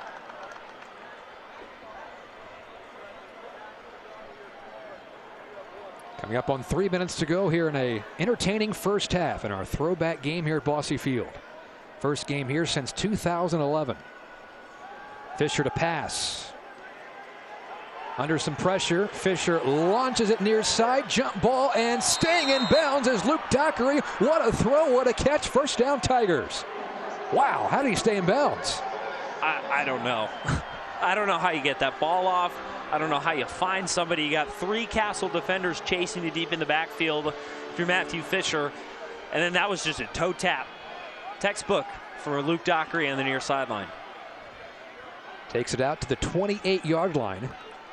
Back-to-back pass plays here. Fisher across the middle has his target Anslinger. Anslinger slides forward after the catch. It's a gain of 6. And now the Tigers will have to go somewhat up-tempo here with 2.5 to go before halftime. Castle already taken 2 timeouts. They've got 1 left in their pocket. Memorial, I don't believe they've taken a timeout yet. They have all 3, yep.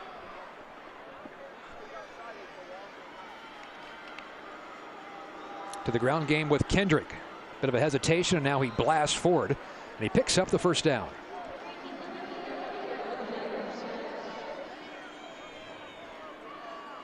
What a play by Luke Dockery to get his feet in.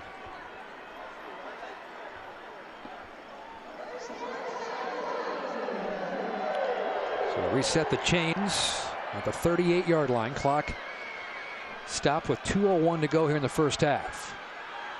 Fisher dancing a bit, flushed out, throws on the move, and it's too tall for Simon Schultz.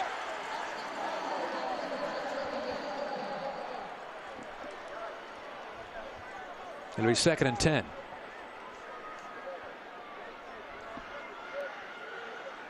It was a tight game when these two played a season ago. Matthew Fisher, the Memorial quarterback, was injured second half of the season for the Tigers, but Castle won that game 24-21. Castle leads the all-time series 28-18. This is the 47th meeting between these two schools. Fisher on the run again. That had some heat to it. And the pass is caught on the Tigers sideline by Luke Elsterman. He's a yard shy of the first down. Big 3rd down here. Next thing you know, if you're Castle, if you can get a stop here, you've got an opportunity to do some marching. Now that's where the timeouts would really come into play, only having 1 left in your pocket. Got to focus on what's in front of you, though. Memorial, they got to convert. 3rd and 1. Fisher looking deep down the field. Luke Dockery is open, and he makes the catch. Is he in bounds? Yes, inside the 30. On 3rd and short, back to Luke Dockery, who's had a monster last 2 weeks. Again, I don't know how they continue to keep leaving Luke Dockery open on these extended plays. Just turns into a scramble drill with Matthew Fisher getting pressured so hard in the backfield. They just keep leaving Luke Dockery, and he keeps showing you the textbook, putting a foot down. That was a 30-yard completion. Now it is Kendrick. And Kendrick sliding on that infield dirt. Able to get a healthy gain there on first down. Looks like he picks up 8. The Tigers have all 3 timeouts left, so they're really in no rush here with 1:20 left in the second quarter. Don't seem keen on using them. 3 wide receivers near side of your screen. Fisher looking that way. Now he slings it across his body. He throws a dart, and it's a touchdown for the Tigers. Fisher on the move to guess who? Luke Elsterman, his 2nd touchdown grab of the night. Again, that's where the pressure that Matthew Fisher puts on opposing defenses really comes into play. He can hurt you with his legs. He looks like he's going to roll out and take it. The next thing you know, he finds his favorite target wide open in the end zone. He can sidearm sling it in, and there it is for the score.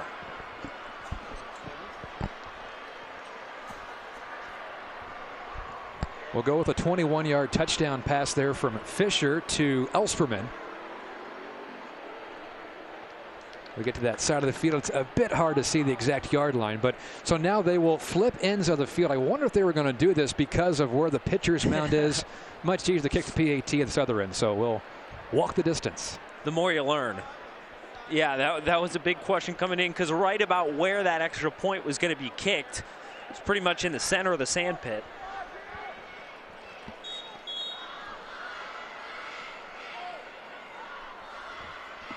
So the Knights had scored back-to-back touchdowns. Low snap, Schultz gets it down. Tigers back in front by 7 with 1:04 left. Tigers offense fires right back. An up-tempo drive, 7 plays, 89 yards, and 2 minutes and 38 seconds. Luke Elserman, his second touchdown catch of the night, and he now has 14 touchdown grabs on the season. Methodical drive there for the Memorial Tigers, and they didn't use any of their timeouts either. You know, while Elserman gets the credit for the touchdown grab, of course, but Luke Dockery had 2 excellent catches on that drive that put the Tigers in position. And toe tap catches too, just playing with the sideline there. And they were both on broken plays too. Not broken necessarily from the beginning, but good job with the coverage in the secondary of Castle. Defensive line starting to put pressure on Matthew Fisher, but they extend the play. Fisher does with his legs. Then Dockery makes the play with his legs by finding the inside. Barrett's kickoff will be returned by Sal Petra, strolling toward the Castle sideline. Stays in bounds, gliding past the 30-yard line. And now the Knights will have 58 seconds to work with, and they have 1 timeout.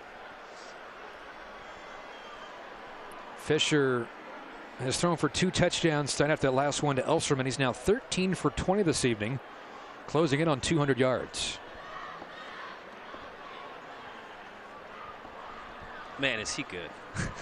he's just fun to watch. It's amazing how well he throws the ball on the run to either side, whether it's strong side or weak side. The play is just never really over when the ball is in Matthew Fisher's hands until the whistle blows. We'll see how aggressive Castle gets here with 1 timeout. Of course, you have the weapon with McCall to keep the ball on the ground. He had a 67-yard touchdown run on the last drive, and he almost broke it there into Tigers territory to the 45-yard line. Now you just got to hurry up. I imagine they might keep that timeout in the pocket. 23 yards on that carry by McCall. He's now over 3,000 rushing yards in his career. Got to hurry up and get a playoff, though. They're already wasted about 10 seconds. Down to 35 seconds to go in the half. Morgan dancing in the pocket, sidearm pass, sliding attempt, inbounds. Clock continues to move. It's a short gain. The Tigers will live with that. I think it was Carter Bobe who brought that in. And now Castle will use a timeout with 25 seconds to go here in the first half. So with that timeout on the books now, Castle out of timeouts. You wonder, do they throw it the rest of the way? Do they try and get into field goal range? A few options here for the Castle offense. What are you thinking here? We have time for what? 2 plays for sure, yes. Possibly 3 if you get out of bounds. They do have a good field goal kicker in Isaiah Gooch, who has made a 30-yard field goal this year. Seen his leg on kickoffs as well. So I'm thinking 2 plays, maybe 3, but if you're the Tigers defense, you're going to give Castle the middle of the field, right? Yeah, and I think you can. That's where, again, Memorial will open things up a little bit and give them the opportunity to take that. I think right here, right out of the timeout, they draw up their best play downfield. See what they can get.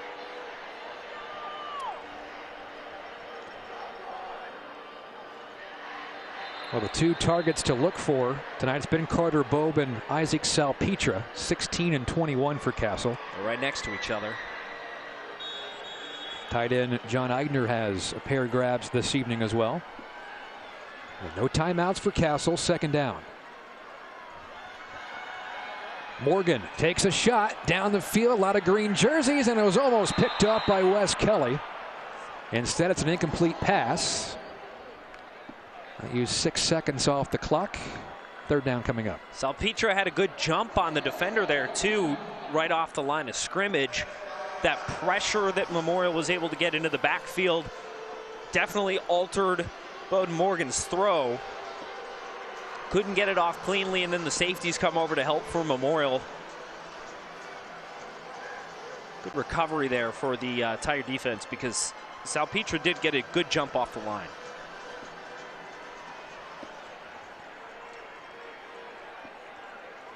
That is Eigner, the tight end, in motion. Morgan across the middle, and a good catch by McCleary. No, it was popped free at the last moment, incomplete. Pass was just a tick behind McCleary, the sophomore wide receiver. Now it's 4th down with 12 seconds, so you might be in a situation here where you can probably pick up the first down and spike it. It'll be close, maybe just Hail Mary time.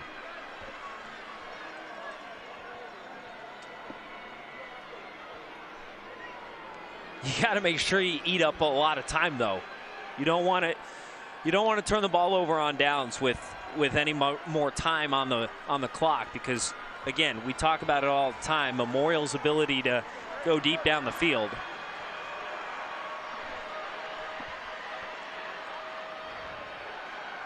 Morgan, there's a shot. He got hit as he launched the pass. Ball is deflected away and incomplete. So it's a turnover on downs. 6 seconds left on the clock, and the quarterback, Morgan, who was hit on the throw, is slow to get up. Yeah, he got hammered. Well, Fisher certainly has the arm strength to get it to the end zone from where we're at here, so we'll see if the Tigers want to take one shot. Okay, so does Memorial head coach John Hurley, knowing what you know about him,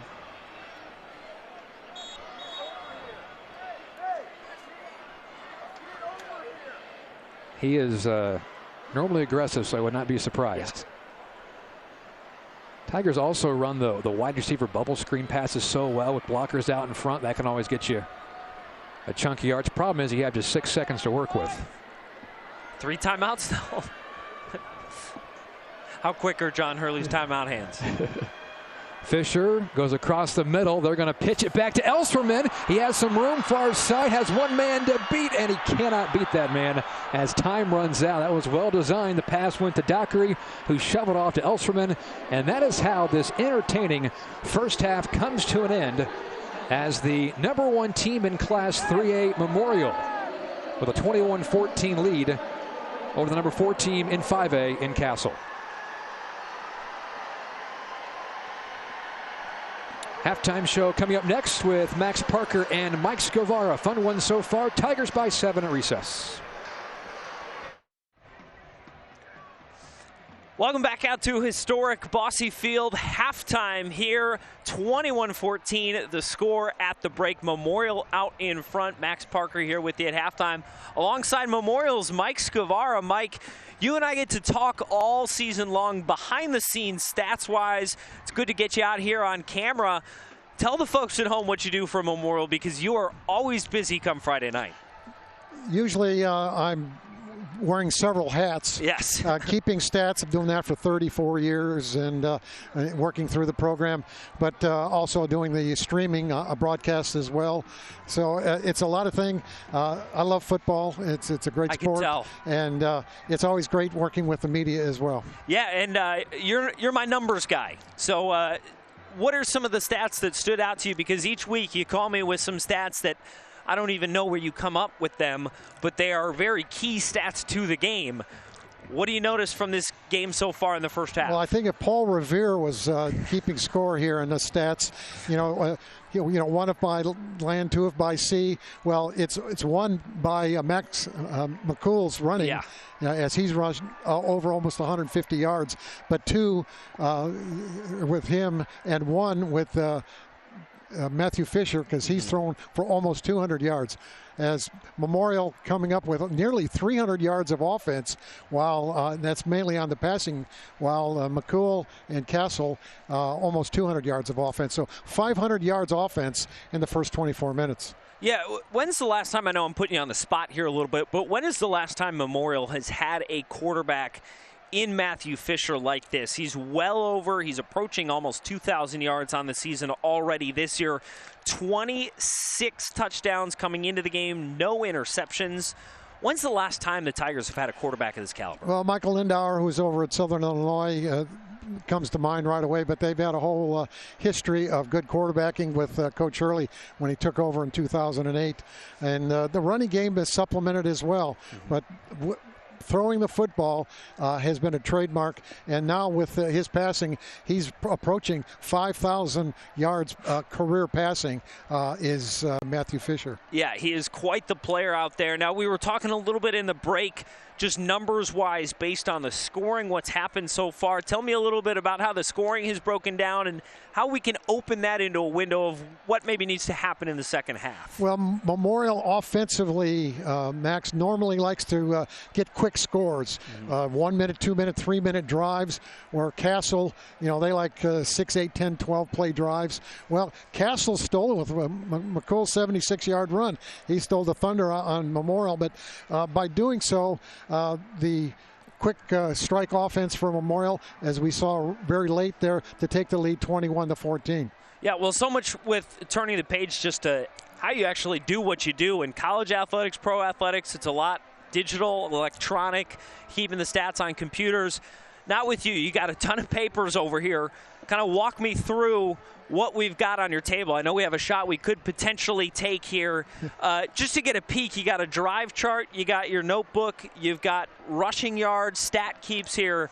How do you keep it all straight in your head? Well, it's kind of old school because of the fact that doing the paperwork, you've got tablets and you've got computers that do a lot, but got to remember, I am old and I love school, so that's what helps me out here. And by helping you out, along with Jevin, keeping you abreast, the numbers tell the story. Absolutely. Often than not. You got offense, defense, and special teams, but you've got the second level of plays as turnovers, time of possession, and takeaways. So those 6 categories can really make a difference and tell the story in a game. And oftentimes it shows why a team won or lost. Within Memorial, do they call you the numbers guy? I'm not quite sure what they call me, but I'm going to call you the numbers guy. All right, you're the numbers guy. Max, I'll take that moniker from you anytime. All right, well, here we are with Mike Scavara, the newly branded numbers guy. Thank you so much for joining us here, Mike. We'll be right back. Coming up later in the halftime show, we'll take a look at highlights. Then, of course, talk keys coming up to the second half. Thanks again, Mike, for joining us here, and we'll be right back right here on 14 News. Well, if you didn't already know, there's the confirmation you need. It is nighttime here at Historic Bosse Field. The moon is out, the sky is clear, and the fans are out at Historic Bosse Field. Welcome back in.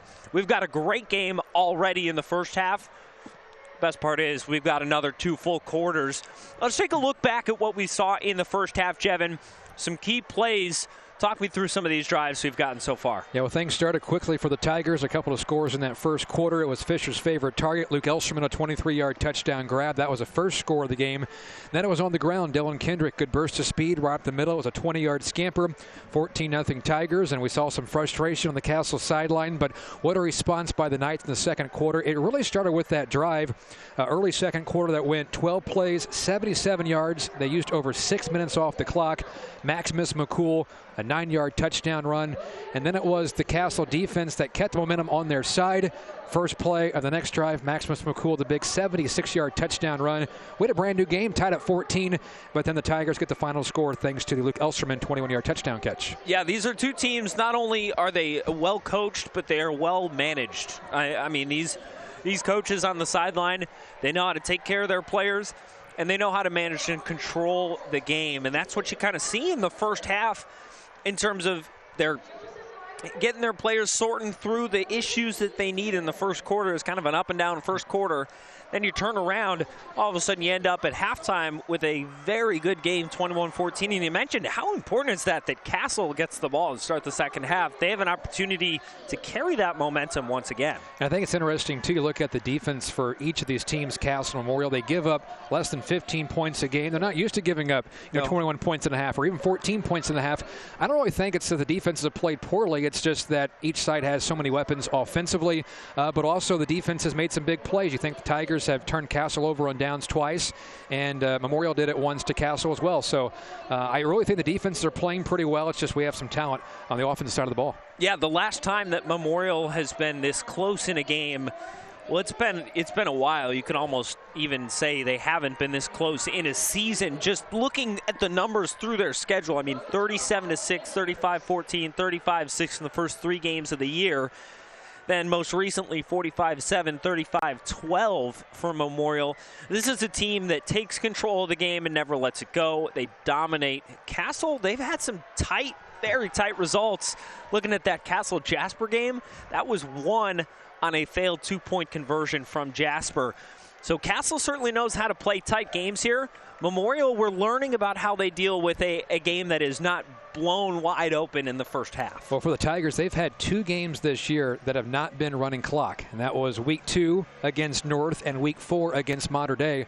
They've only trailed 1 time this year, and that was 7-0 early in the game against North week 2. So, yeah, this is a situation the Tigers aren't really used to this year. That is close games, but I think it's a good test for them heading into the postseason. And you mentioned for Castle quite a few close calls. Against Jasper, week 7, a 1-point win. Then even going back to week 1 against North, they won by 3. All right, so the players are starting to get warmed up here for the second half. We'll step aside one more time and then talk keys to the second half for what both teams need to do to get the W coming out of this big game. Again, on the line, if Memorial wins, they win the SIAC outright. If Castle wins, that's where things get a little bit more fun, but they can earn themselves a share of the SIAC title. We'll talk more about keys to the second half coming right up on 14 News. Welcome back out to Bosse Field. 21-14 to score in our big throwback game. Memorial with the lead right now. And I'll give it right back to you, my friend, Jevin Redmond, for the second half. Castle offense got some traction there in the second quarter. They'll get the ball first to begin this second half. And with Max Parker, I'm Jevin Redmond. Glad you're with us on 14 News. And I want to make one note here with a important score update. Yes. Mater Dei is leading right 17-7. So if they'd win and then Castle would find a way to win, we could possibly have a 3-way tie for the SIAC crown at the end of the night. But a lot to sort out here in the second half as we have a penalty on the return for Castle. Now the most important note is, where did you find that score? 14 News app, of course. That's correct. Yes. It's the only place. It really is. Oh, Jevin, very good answer. We would have had to go to commercial break if you had said it. I'd have been kicked off. Yeah, I would have taken over. But yeah, that is a very important note. Not just that you can find all the most up-to-date scores of the 14 Sports app, but the implications in this game with Mater Dei doing well against Wrights. Tigers have not won the SIAC since 2019. That was a stretch where they won it 3 straight years. It's been a bit longer for Castle. They last won it in 2012. So the penalty was against the Knights, which backs them up inside their own 20. Maximus McCall has a couple of touchdown runs. He's well over 100 yards tonight. Lines up as the running back, as a junior quarterback. Bowden Morgan goes under center. And it's a handoff to McCall, and he is met in the backfield. Big play by the Tigers defense to start the second half. Took me a minute to even spot who had the ball there, as they were kind of lost in the fray in the middle of the field. And those kinds of runs have not been too fruitful for Castle so far in this game. In the first half, it was really the outside runs, the end arounds, pitches, misdirections that Castle was getting a lot of good juice out of. The runs up the middle, aside from when Max McCall is able to skip out of tackles, they've been tough because Memorial does a good job plugging the hole up the middle. That last play was Connor O'Donohue who made the tackle for loss. It's a loss of a yard. Here's a quick hitter and a hard collision across the middle. Tigers defense being physical there.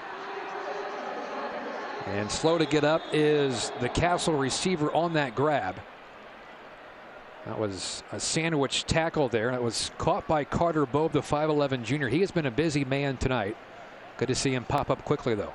Him and Salpetra have been very solid as options for Bowden Morgan at the quarterback spot. And right there on that tackle, it was just kind of a Memorial sandwich right there with Bobe in the middle.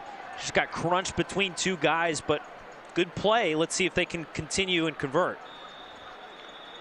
Does set up a very manageable third down.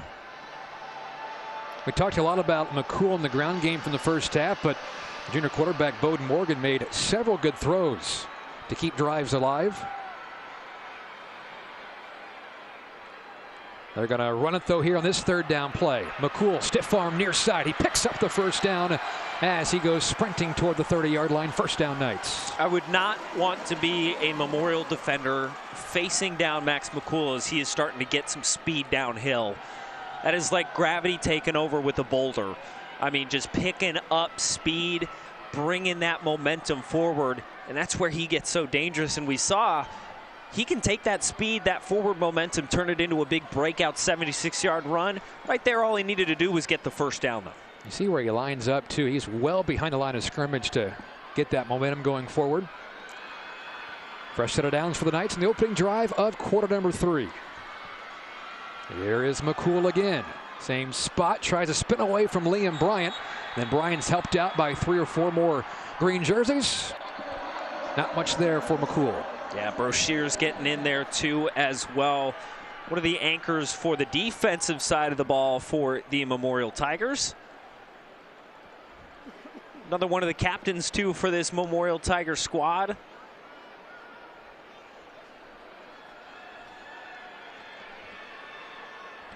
Yeah, Brochier's came in over 100 tackles. Him and O'Donohue have been the anchors at the linebacker position. Loss of a yard on that play, so it's 2nd and 11.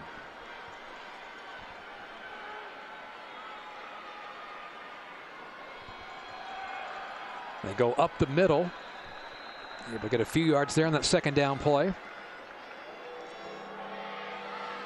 That was back to McCall, so he's done most of the work so far on this drive. The Tigers defense trying to get off the field here on a 3rd down and 8 coming up. I really need somebody to get tackled right at about second base. I got one lined up and it's good. One in your back pocket, huh? Uh-huh.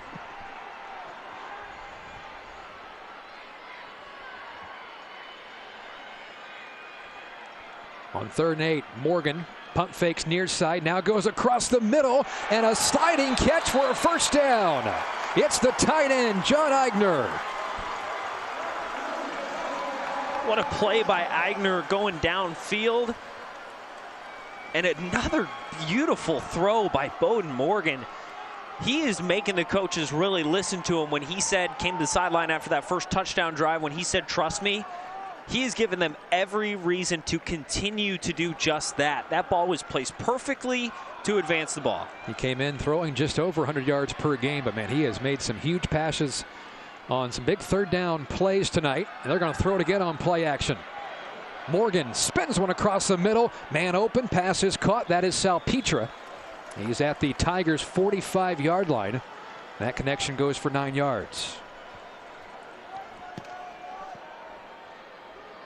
Salpetra came in just 7 catches this year, but he has 3 or 4 tonight.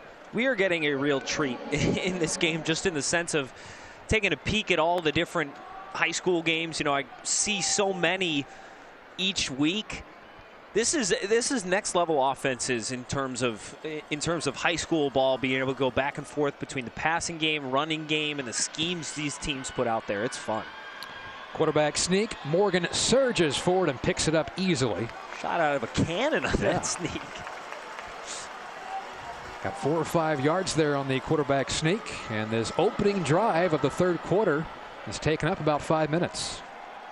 That's again what Mike Scavar and I talked about at halftime, the importance of the variation in terms of times that these drives go. For the Tigers, it's been quick, punchy drives. For the Castle Knights, you're taking out almost at this point half of a quarter on one drive, and if they can turn it into points, all the better for them. Carter Bobe in motion, right to left. Here is Maximus McCall again, trying to follow a blocker but can't get out of a tackle. Fighting to get back to the line of scrimmage. And we'll say no gain. The one thing Memorial has been really solid at so far in this game on the defensive side of the ball is limiting big chunk plays on first down. Aside from that Max McCall big breakout run, they've done a really nice job on this play, at least making Castle nervous in the sense that they're forcing him to gain a big chunk on 3rd down. And again, Another instance of that right here, 2nd and 10. Castle really struggling to get good ground on first down. It's been a 6-minute drive for the Knights. Here comes McCall. Crafty run by McCall as he slides the 35-yard line. That was one of my keys before the game, was forcing Castle into long 3rd down plays. But I tell you what, they've made some big plays on 3rd and long though, and 3rd and long. Yeah, and that's been a product of leaning on Bowden Morgan's arm. Passing is his ability to thread the needle and find some open spots just across the field. And again, you talked about kind of the limited reception numbers for some of these guys, the various receivers for Castle. He's gone all over the field in this game. Castle needs 4 yards for a first down. This is play number 10 of the drive. They pitch it to McCall, galloping left side. Gets out of a tackle behind the line of scrimmage. The strength is able to get a few yards. They're letting him play, and now they kill it. It'll be 4th and short. I would very well imagine you keep the offense out here. Yep. Jevin, we're at 5 minutes to play in the 3rd quarter. Basically been a running clock in this quarter. Yes, we have. And not because of the score. No. Well, so 4th and 1. The Tigers have turned them over on downs twice tonight, trying to do it for a 3rd time. Quarterback snake. They need a yard, and they got a couple. So the drive will continue. And I'm glad they snapped it in time before I could even get in my nugget, because I was going to say you have to imagine they go to Max McCall here. No, you do not. And now the Tigers will take a timeout to try to regroup defensively. We'll step aside here on 14 News. Well, Castle's had the ball the entire 3rd quarter. They're still on the move. They just picked up a first down on a 4th and 1 play. 11 plays so far on this drive, as the Knights are trying to tie the game up at 21.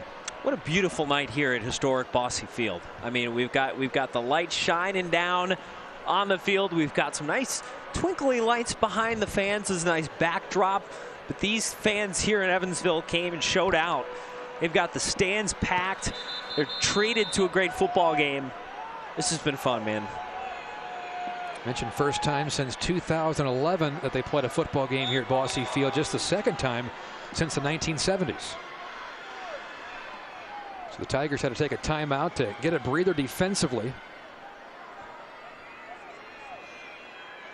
And some movement on the Castle front. Saw linebacker Alex Brochet's trying to sell the call there. They got it.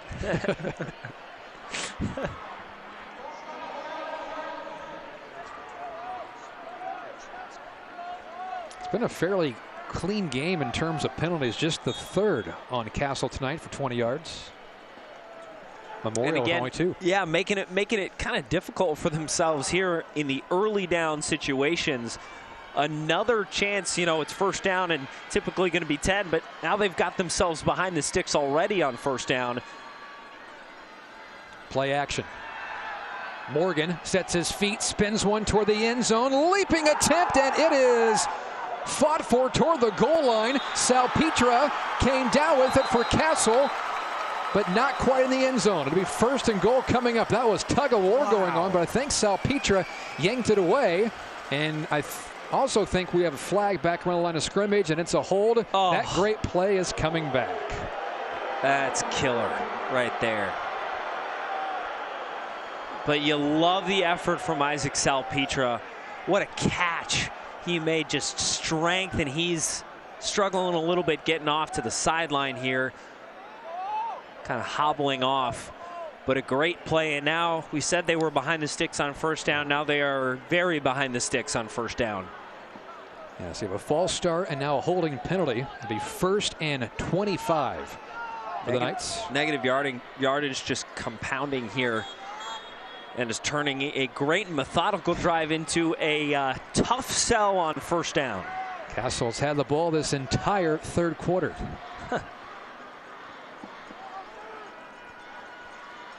They're going to pitch it to McCall. And McCall's able to get a handful of yards back, pickup of 3 or 4. Watching the Castle defense over here, they're stretching, trying to stay loose. Yeah. They got halftime and plus this long drive. It's been a while since they've been out there. I haven't seen the field in about a half hour. I mean, this is really something. Just the way the Castle's eating up this clock. Mentioned Salpetra came out of the game for a moment. And he's okay back out there on the second down play.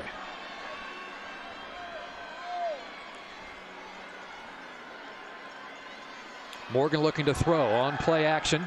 He's going to spin one, coming back near side. It is caught inside the 30, down to the 25-yard line. Still short of the first down, as that pass went to Salpetra. Right back in the action, he makes a big play. Yeah, take a breather on the sideline, loosen up that ankle, and then right back out there to make a huge play there. I mean, the difference, it's quite obvious, but I got a degree in stating the obvious here. It is much easier to convert a 3rd and 5 than it is a 3rd and 15 or whatever we were dealing with earlier. Yeah, very manageable now for the Knights. Good analysis, though, right? That's what they paid the big bucks for. Yeah. Here is McCall weaving through traffic, cut it back in between the hash marks. Needed 3 or 4 yards for the first down, and he got it. Well, at this rate, they're going to take the whole third quarter. If you would have asked me coming out of halftime if we'd have 2 drives left in this game, fourth quarter will slow down, don't worry. But, man, they are it's a quick third quarter. Mike Scavara tells me this is the 14th play of this drive. That's what you call methodical, right? It feels like more than that, to be honest. Yeah. It is a play action. Morgan has time. Now he's flushed out. Gets rid of it just in time. Pass is deflected, and it is caught. Somehow that ball wound up in the lap of Carter Bobe. Off the deflection. They're inside the 5, down to 2-yard line, and it's 1st and goal. I mean, that's why you practice the tip drill in the summer, right? Extending the play. Bowden Morgan doing a fantastic job continuing things alive, and they're moving quick now. Benny Patterson's in there. It is McCall. Got tripped up, stays on his feet, and he is short of the goal line, got a yard. It'll be 2nd and goal. McCall looking for touchdown number 3 tonight. Please hand it off to Benny. Please. Coach Hurd, if you are wired into this broadcast right now,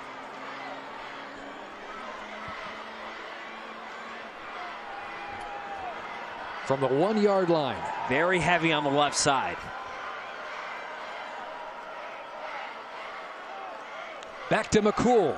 He was hit in the backfield, driving forward. I think he got back to the line of scrimmage, still short of the goal line, though. That was almost a tackle for loss for the Tigers defense, so now it's 3rd and goal.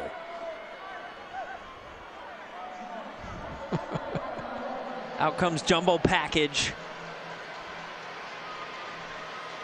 Let's see what they go with here. I would imagine you just got to stick with that unless you go quarterback sneak again, because they did have some success early there, right on the doorstep. Almost a 12-minute drive. It is a quarterback sneak. Morgan, still no signal. Touchdown Castle. The junior from a yard out. The Knights have a chance to tie it at 21. An over 11-minute drive. What a drive that was. I mean, the third quarter, 18 plays.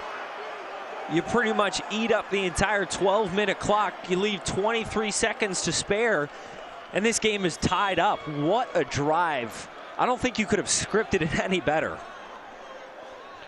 Big PAT for Goodge. And we're back tied up at 21 here on 14 News.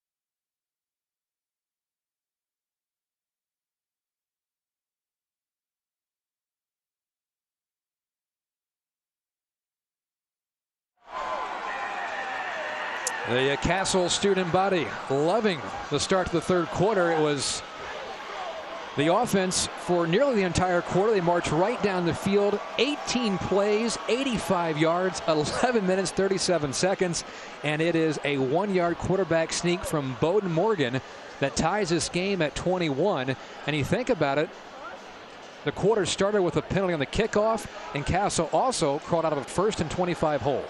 Yeah, and converted on it on 4th down. I mean, you were checking pretty much every adversity you could get thrown at you there, and they overcome it.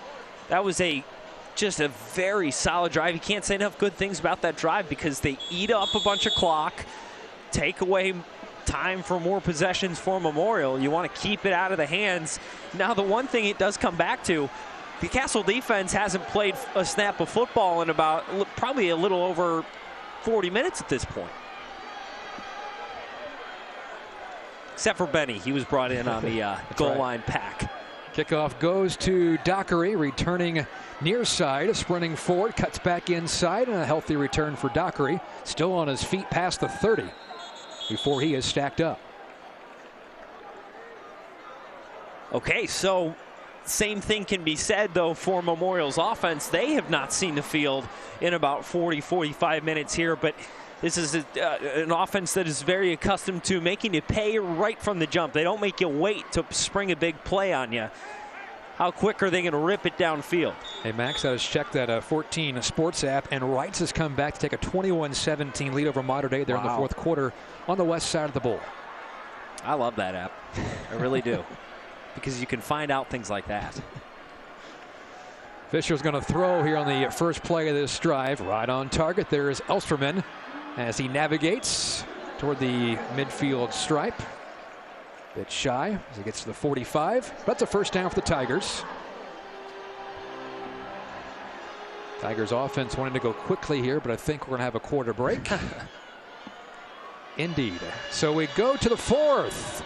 Throwback game at Bosse Field. It's a dandy. We're tied at 21 here on 14 News.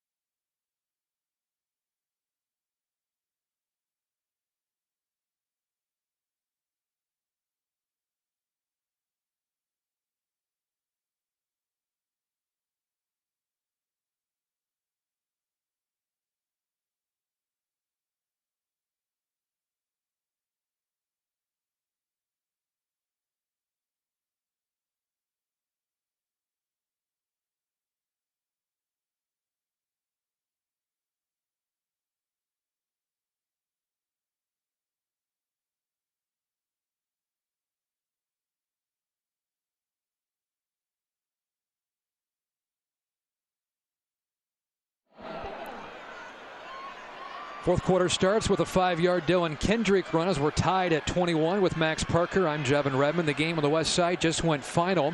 Wrights beats Mater Dei 21-17. So now the SIAC regular season crown is between these two teams. Either the Tigers win it outright or the Knights can grab a share with a win. And 12 minutes to figure it out as we're tied. Fisher spins one across the middle. Sitting down that defense is Simon Schultz. He hauls it in for a first down for the Tigers. I mean, just again, comparing these two drives, it's a almost entire third quarter drive that ends in a touchdown. How long have we gone here? Under a minute? Time of possession for the game. Castle 24 minutes, Memorial 12. Okay, there you go. You don't see too many 18-play drives, 11 minutes, 37 seconds. But especially not at the high school level. No. Fisher. Pocket started to collapse, and he zips one to the far side, well covered, incomplete. That was Luke Dockery, who they're trying to hook up with. Connor Richards, the junior cornerback, broke it up. Second down.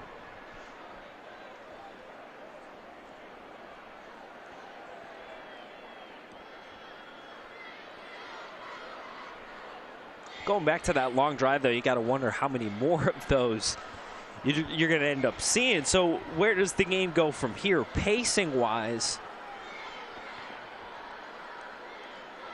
Another pass play. There is Simon Schultz. Boy, that ball got thrown quickly by Matthew Fisher. Read the defense well, and then after the catch, Schultz able to get a handful of yards, and a flag flies in as Schultz was brought down to the ground. Approaching that red zone. I have to imagine that flag comes into could be a face mask the way maybe? he was brought down. It is a face mask against Castle, so tack on a few more, half the distance.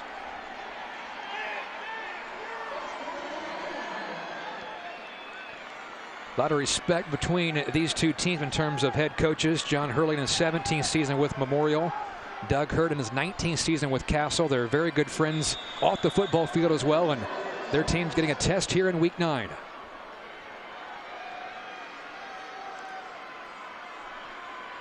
Here is Dylan Kendrick. Nowhere to go. He is swarmed by white jerseys. That's a tackle for loss. Kendrick lost a few there. Gavin Leach just doing a great job springing that gap, getting right in there and making the stop.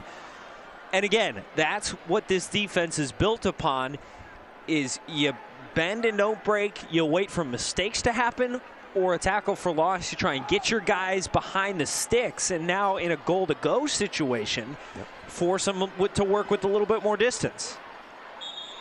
And before the snap, timeout called by the Tigers. Let's take it with them here on 14 News.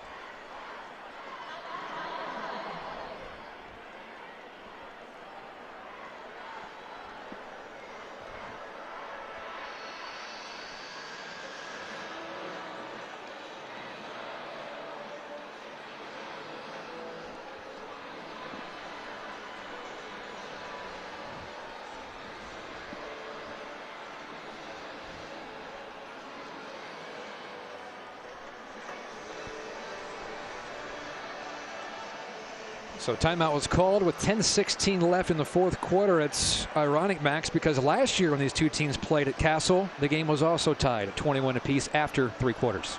A little deja vu. Yeah, time is a flat circle, Gavin. Time is a flat circle. And you know what? In a situation like this, so many questions about how this game would pan out with Castle defense be able to slow down Memorial. I don't think the answer to that question can be yes, just given how many points they've put up.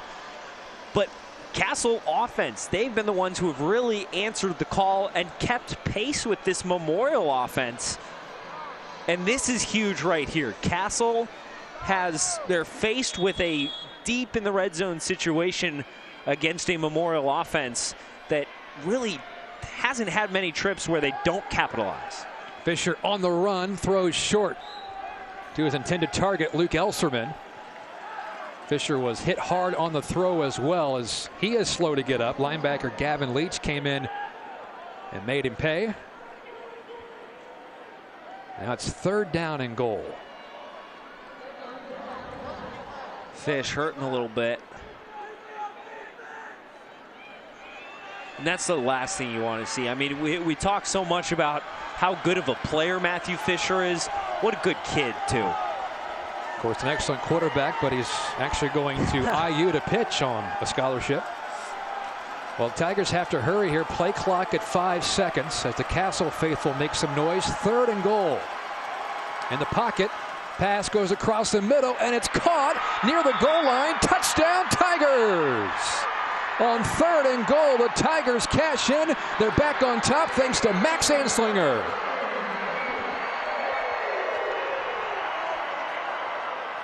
And that's just the experience of this Memorial team, and where it comes into play how well run they are. You don't falter no matter the situation. You are backed up. You've got a quarterback who's gasping for air after a hard hit. The play clock down under 5 seconds. You keep your composure. You get the ball into the end zone, and you just keep playing ball. That is quite the drive, and the composure showing through there for the Memorial Tigers. PATs, of course, important this stage of the game. Schultz gets it down. Kick on the way from Barrett was almost blocked. Kick is good. Tigers back in front by 7. Tigers respond. Each team has had the ball just one time in this second half. Max Anslinger with the 14-yard touchdown grab on 3rd and goal from the 14. It was a 7-play, 68-yard drive. Again, the contrast. I know you still got your numbers up there in terms of how long both drives went. They could not be more different. 7 plays, you just said, for Memorial, so 7 plays versus 18. About 2 minutes versus 11. Yep. The difference cannot be more stark, but they end in the exact same result. 7 points for both teams. Does Castle draw up another quarter-length drive? Here's a little pooch kick by Barrett, and that was a wise choice there on just a fair catch. Looked like it was Colton Drone who had the quick correction. I'm sorry, that was actually 53 instead of 83. Gavin Leach with the fair catch. And you feel like with how these offenses are going, again, both sides have strong defenses. It's just the offense has been better tonight. You feel like it's going to come down to maybe a fumble or just possibly who has the ball last. Yeah. So it was a bit interesting from the Tigers' perspective, as now Castle gets solid field position from their own 43. Here is McCall. Rumbles forward to the 45, carving out 2 yards. The thing about that field position, though, is it hasn't really mattered where both teams have started so far. We have, how many punts have we seen in this game? I know we've seen a couple from Memorial, but it really, wherever these teams are starting on the field, they're making things happen in their drives. So field position starting in each drive has not played too much of a role because, again, the methodical drives, just been one for each punting-wise. These teams have been able to turn whatever field position they get into scores. On 2nd and 8, they feed it to McCall. Stetter steps his way through the line of scrimmage, and he's able to surge into Tigers territory. That was a crafty run by McCall as he navigates the Tigers' 44-yard line for a first down. Going to be a lot of comparing and contrasting when you get such a different, out-of-the-norm drive like an 18-play, 11-minute drive. You're going to compare and contrast. The big difference so far on this is they're not getting behind the sticks early on in the downs. You know, we see early 1st and 2nd down first downs already. Under 9 minutes to go in this game, still tied at 21. Bobe in motion on the jet sweep. He has it. And Bobe able to carve his way to the 40. Max, go back to your point. We're talking about the punts. One each side, and that was on the opening drive of the game for both teams. Beautiful. And now McCall is closing in on 200 yards on the ground. 27 carries. And I don't think he's done. No. I mean, that's just the definition of a workhorse back. He's a guy you can trust, and then the emergence, well, not necessarily emergence because he's been solid, but the reliance they've had on the passing game has been nice. McCall able to squeeze through. He was popped by linebacker Connor O'Donohue at the 36-yard line. You know what? You want to know what else really shows these two teams are disciplined? No turnovers. Yep. I mean, this has just been a clean football game. Very low on the penalty numbers. Hardly any penalties. Most of them we saw in this game, we saw in the last Castle offensive drive, and that's part of what led to it taking so long. They bring themselves back a little bit and then keep converting. 3rd and 2. Quarterback sneak has been successful tonight for Castle. It is again here for a first down. That is Bowden Morgan. He's 6 foot, 185 pounds, but he got behind that offensive line, and they'll move the chains once again. Not making the same mistake as I did in the 3rd quarter because we start the 3rd quarter. Next thing you look over, there's 4:30 left in the 3rd quarter. We're going to be monitoring that a little bit more. We're ticking close to 7 minutes left in this 4th quarter here. As this drive continues on, we started with about 10 minutes to play.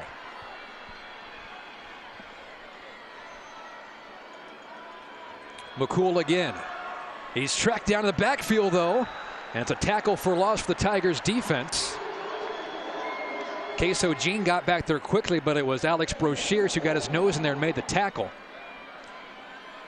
So again, this is the first time we can draw it back to that last drive where they do start to get behind the sticks a little bit. 2nd and 11, maybe 12 coming up here. So is that when Bowden Morgan goes back to the passing game? Because that's not something we've seen so far on this drive. They have been all ground and pound so far this time with the ball. He's made some clutch throws tonight, and now Morgan hops back out of the gun with McCall to his right hip. They motion Salpetra right to left. It is McCall, and McCall is undercut in the backfield again. Alex Broshears, the captain, linebacker. Huge play, 3rd and long. Wow, just right from the get-go, the snap. Broshears already in the backfield. What a jump off the line, just breaking through the front for the Castle Knights. And there is Alex Broshears for the big-time TFL. And now you turn a methodical, steady moving drive into another big-time ask here for the Castle Knights offense in Bowden Morgan. Back-to-back tackle for losses for Broshears sets up 3rd and long for Castle. Under 6 minutes to go.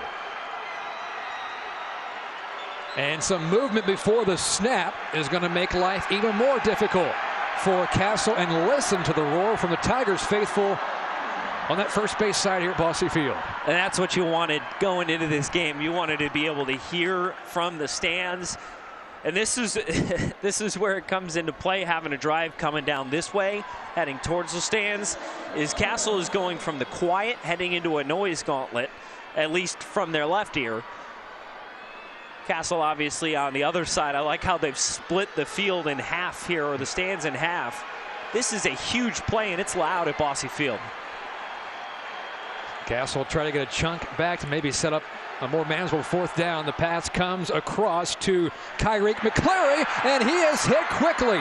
3 straight incredible defensive plays by Alex Broshears, putting the defense on his back. Gets 4th and long, and I think Castle will have to punt with just over 5 minutes.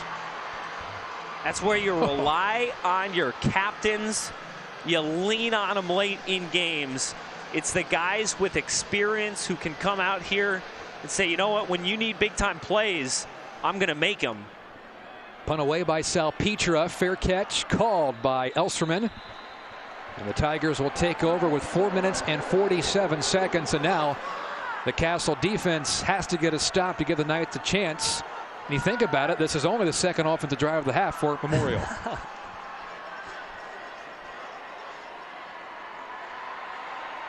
This is a big one, though, because of with how long these Memorial drives, or excuse me, on the other hand, it's the opposite for Memorial, how long these Castle drives have been taking. If Memorial's able to go down there, Castle will be hard-pressed to turn around and score twice unless they rip out another one of those Max McCall big plays. This is a big drive, and really, if you're head coach Doug Hurt for Castle, if there's ever a time to call on your defense to get a stop, it is right now.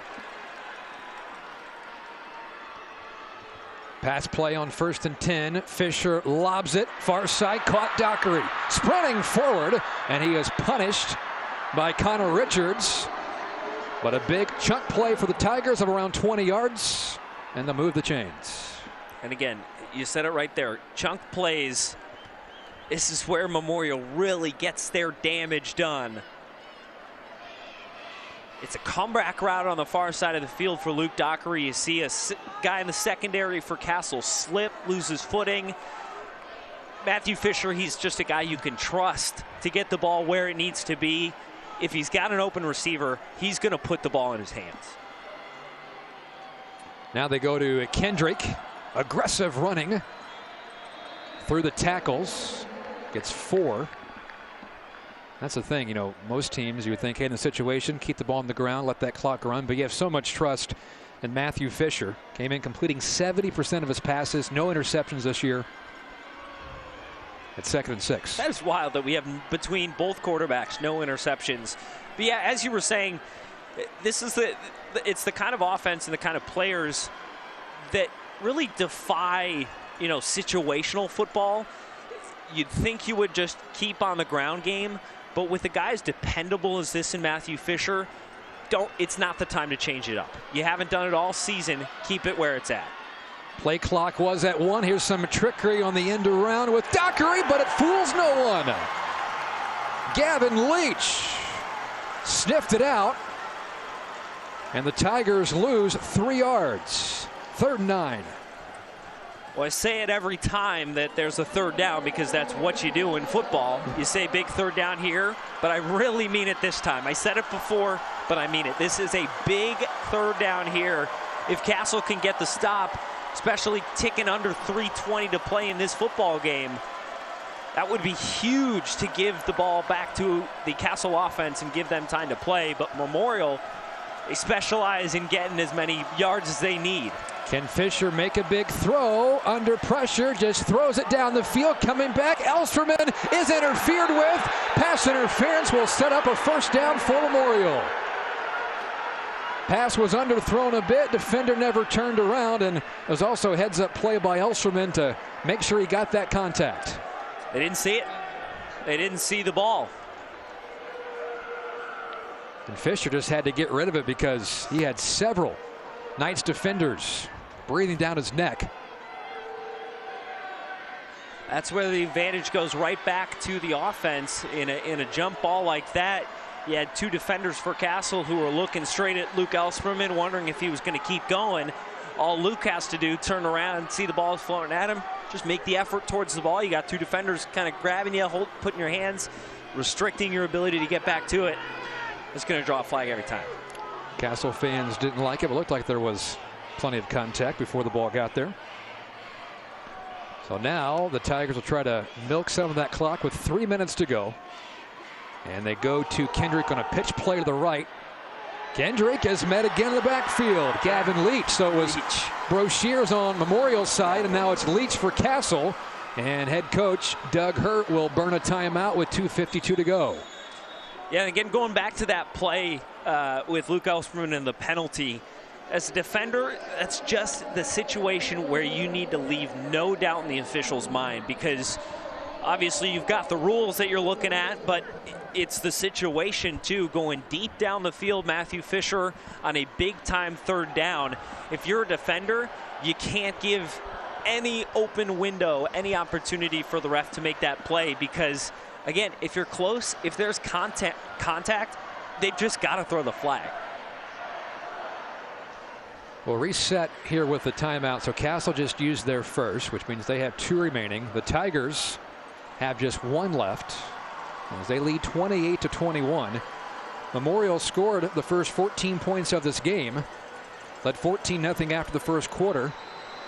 Then Castle scored the next 14 points. Tigers got a touchdown right before recess to lead 21-14, and each team has a touchdown so far here in the second half.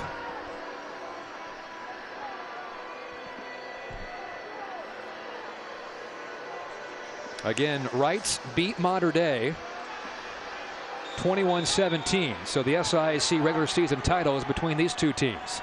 Either a share if Castle wins. If the Tigers win, they get it outright. Uh-oh, down goes Fisher. He saw Big Benny Patterson racing after him. And down he goes, taking the sack. Sprinting up the sideline is Doug Hurt to call his 2nd timeout. And now the Tigers in a world of trouble here, 3rd and forever. That's what Patterson can do for you. Well, isn't it fun when the players you key in on is guys who are going to have a big impact? They do. It's just, I mean, they make themselves known all year long, and then in the biggest moments, I was also going to say before he even made that play, this is the kind of game you circle at the beginning of the year just because of the situation at Bosse Field. Historic Bosse Field, 100 years for Memorial. It's a big game. But then when these teams come in with the record they have, it's already big. And then they deliver a product like this. This has been a beautiful football game. Whole lot of fun. It hasn't been messy. It's just been good football. And right there, again, sticking on that theme, Benny Patterson just making a good football play from a good football player, putting Matthew Fisher in a tough spot. Smart by him to go down. No business taking a hard hit there. Just hit the deck, live to see another down. Two of our highlight players have made key plays on this defensive series for Castle. Patterson, as we just mentioned, also Gavin Leach, the linebacker, has stepped up. First down for the Tigers is just past the Castle 35-yard line. 2:46 to go. When Castle was driving, we got an earful of Memorial. Now we get a little peek at what the Castle faithful can bring to us. And a 5 wide receiver set, empty backfield, screen pass. Elserman looking for a block, weaving through traffic, able to gain some of those yards back past the 50, and Coach Hurt decides to burn his final timeout with 2:37 left. And now Matthew Fisher, who's made big throws throughout his career very well, will have to use his foot and try to pin Castle deep. Now Fisher tonight does have a punt inside the 20-yard line, and he's done it 5 times this year. He's a very skillful punter. Of course, he doesn't punt a whole lot because the offense is good, but what I'm saying is more times than not he places it very well. Yeah. And now the situation with the timeouts and the 2:37 that's still on the clock. Let's dial it back to the end of the first half when time was ticking down and Castle had the ball. You know, we were wondering how they were going to handle that. And so far in this second half, it has not been a situation where Castle is moving down the field with any sort of alacrity or urgency. They're going to need to do that here. Of course, that is saying John Hurley and Matthew Fisher don't pull a rabbit out of their hat and say, hey, we're going to go for it. Well, what we have seen throughout this year at times is Fisher will kind of roll out to his right and do a rugby style kick, and then he's gone. A couple of times, yeah, he has caught the defense off guards. I would be shocked if they do that in this situation. That would be putting a lot of trust in Fisher, but I'm just saying it is in their back pocket. Well, last time they did kick it off, it was a little pooch kick. Yep. Put a lot of trust in their defense, but I agree with you, Jevin. That would be an interesting call. It is Isaac Salpetra who is the return man for Castle. Fisher, there he starts to roll out. He takes off running. He's got some open space, and he's got the first down. Fisher might go all the way. How about that for your dagger? As a flag flies in late, though, it'll be interesting where they mark this off from, because, again, it's from the spot. It still might give Memorial the first down, but right on cue. Fisher took off running. So it is against the Tigers, so that erases the score at least. And it's a personal foul penalty against the Tigers, so they will not have a first down. Wow.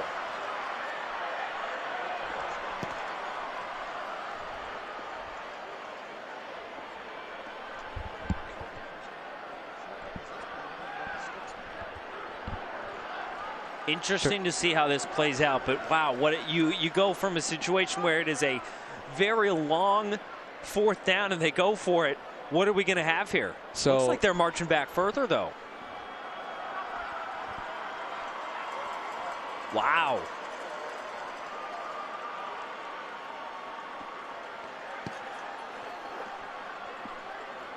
Now the question that was raised by Mike Scavara, who's been helping us out with stats tonight, the penalty was past the first down marker.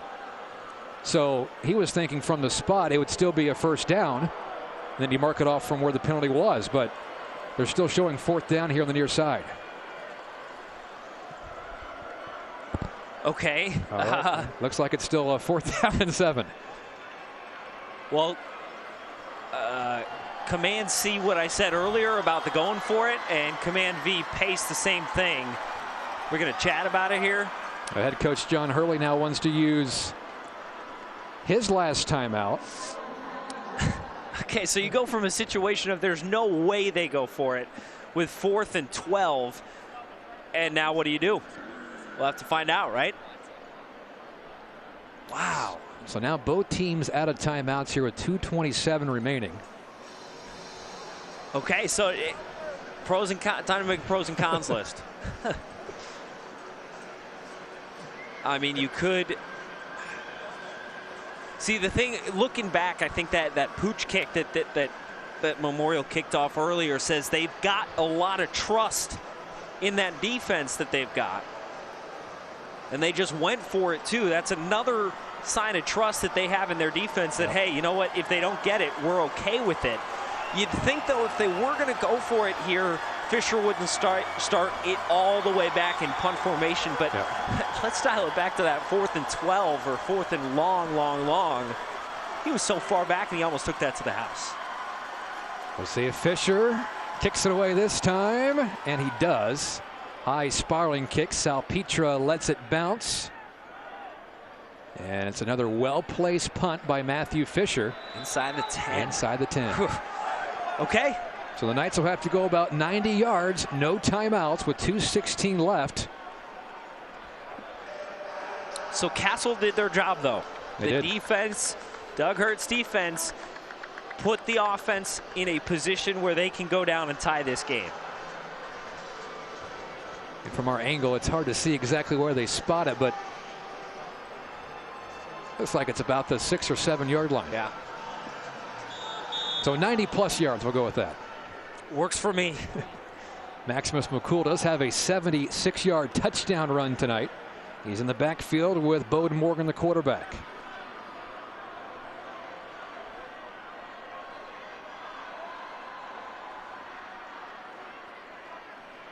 They go to McCool on the first play. Stretches it left side, and nowhere to go for McCool. So at some point, Bode Morgan's going to have to make some big throws here with 2 minutes to go, and they'll have to work quickly with no timeouts. There's also a Castle player down, slow to get up, and that is the running back Maximus McCool. And now he hops up, limping back toward his own huddle. Their backup running back is Austin Pritchard. We've seen him on a few returns tonight. Pritchard, just a 5'11" sophomore, 175. He checks in. That's the last thing you want to see with McCool skipping off. Not just at a time like this, but a kid who had such a great game. Over 200 yards rushing tonight. This is when you would want to watch him, see what he can do. I imagine he'll try and get out there as soon as he can. Just stretch it out and get back out there, kiddo. 2nd and 11. Morgan's pass is broken up. Linebacker Alex Brochier's got in front of John Eigner. It was Brochier's show last drive, and he continues to step up for the Tigers defense. It's 3rd and 11.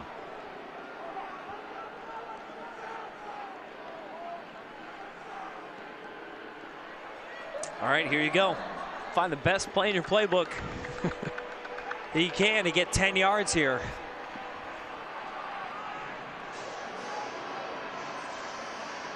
Again, through the air, Salpetra and Bove have been Morgan's favorite targets tonight. 16 and 21 on your screen. Eigner in motion left to right.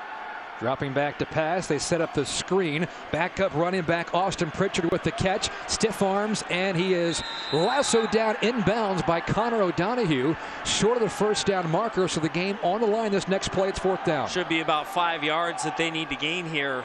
And again, no timeouts in the pocket, clock ticking.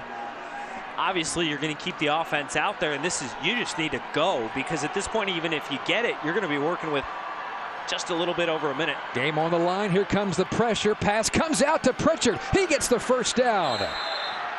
Under some heat, Morgan gets rid of it just in time. Clock stops with the first down with 1:07 left. And now the clock starts to move again.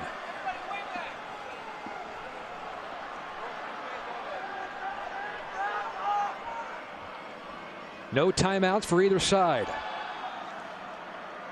Morgan dancing. Sets, takes a shot down the field, 101 coverage, and it is incomplete. Castle is barking for a flag. There was some contact. There is no flag at 2nd down. Wow. There was some hand fighting and a little bit of jersey tug, but they say play on. You know what? I like it. You know, you have that down here at this end with Luke Elsperman. You had the call, the flag there. But you did have a call later in the back of the end zone when the ref kept the flag in the pocket. It's not the end of the world. Obviously, it would have helped to get that call, but the clock stops. You live to play another down. 52 seconds left. Morgan across the middle, and there's a flag for pass interference. Also, it's worth noting, too, that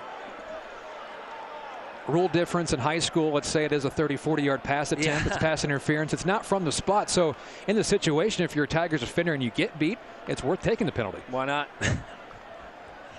So mark it off, 15 yards. Knights working against the clock, though.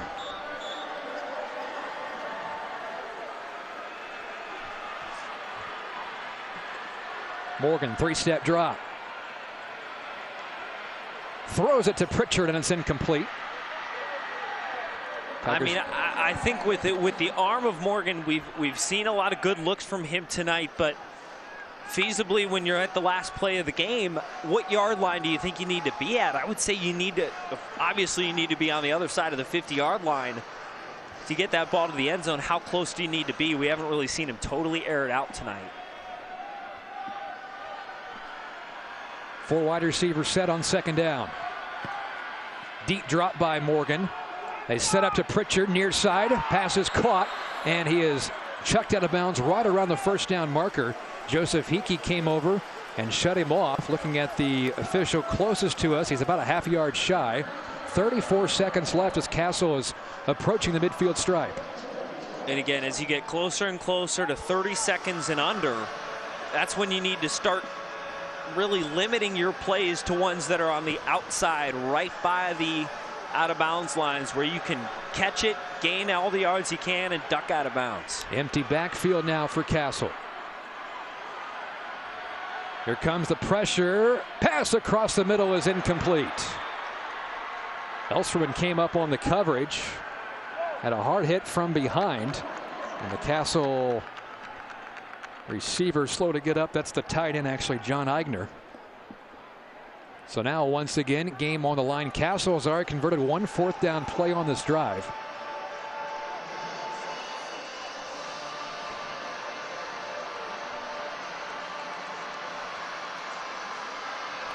And again, with the clock situation and no timeouts left in your pocket, that kind of takes the sneak out of the book because of just how quick you need to turn things around. You need to get your yards and get out of bounds. They're going to run it here on 4th and short, and Pritchard just gets the 1st down. Stops the clock for a moment with 24 seconds remaining. And now Castle will get up and spike it. Morgan clocks it with 21 seconds to go. So you're looking at, you would think, 2 more plays for sure. If you can get out of bounds, maybe a 3rd. Yeah, I mean, just where you've been able to get from the 3-yard line to now in, I can't even remember when this drive started. What was it, about 2 minutes? Just a little over 2 minutes, yeah. 2:16. Okay, so the way this drive is ticked off, yards per second has not been where it needs to be. You really, at one of these plays, got to get a huge chunky yardage. Morgan pump faking, takes off running. Liam Bryant got to him, and I think Morgan got rid of it just in time. Our referee was saying that there was a man in the area on the pass, so no intentional grounding. It's 3rd down, and we're down to 13 seconds. You're getting into Hail Mary territory here. I think you have to try to pick up the 1st down, clock it, and then one last shot. True.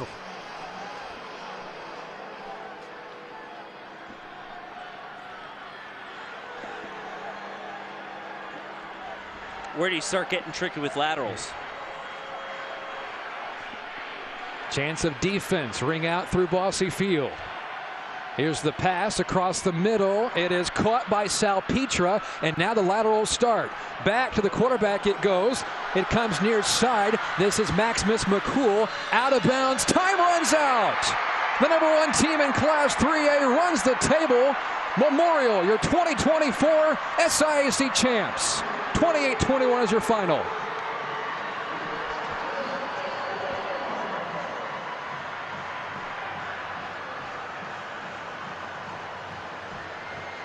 Well, there's your answer. The laterals come out right there. Just because of how far they had to go, and you knew right from the beginning when they were starting to make tosses right over the middle, wasn't going to happen. They were going to have to go for it right away. Laterals come out. Memorial's defense comes up huge. What a game. That was a treat here at Bosse Field. Sets both these teams up for what could be a very lengthy postseason run.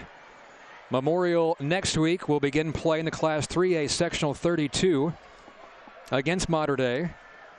Castle, a part of the 14 sectional in Class 5A, will have next week off. Yeah, I mean, this is about as good of a game as we could ask for here at Historic Bosse Field. A historic game, of course. Castle doesn't come away with what they would hope for. Obviously, they wanted a win, but this is about as close to a win you could get and still be happy. I know it's going to sting, but I mean, let's go through those scores from Memorial again. All season long, the closest one was a 42-22 game. This was tight, but wow. Memorial is a juggernaut and a beast that has not been stopped. Memorial is the SIAC champs for the first time since 2019. Castle was oh so close to sharing it with the Tigers. Yeah. They'll have to wait at least another year, but still an impressive regular season. They're 7-2. Tigers 9-0. And again, both these teams set up for what could very well be a deep postseason run. We'll take a break here on 14 News. The Tigers win the regular season finale in our throwback game, 28-21 over Castle.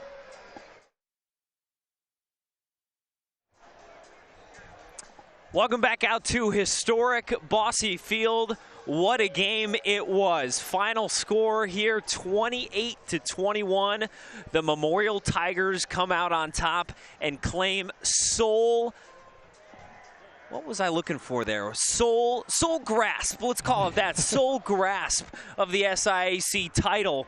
And they walk away from Historic Bosse Field happy. Jevin, what a game it was. Yeah, both teams, offensively, defense, made big play after big play, and it almost came down to who had the ball last, right? And Memorial had the ball for just 4 minutes and 50 seconds in that second half. Castle started the third quarter with an over 11-minute drive, tied the game at 21, but as the Tigers have done so many times this year, they respond right away. They got the lead right back, and they finished the job running the table, going 9-0. And I think at the end of the day, at the very moment, Castle, I'm sure, is very frustrated. Memorial is thrilled, but they have a lot of football ahead of them into this month, into November, with the postseason right around the corner. So I think this was a good game and a good test for both sides. Yeah, and talk about a little bit just how important that drive was for Castle to take the entire quarter and then Memorial to come and just churn that out.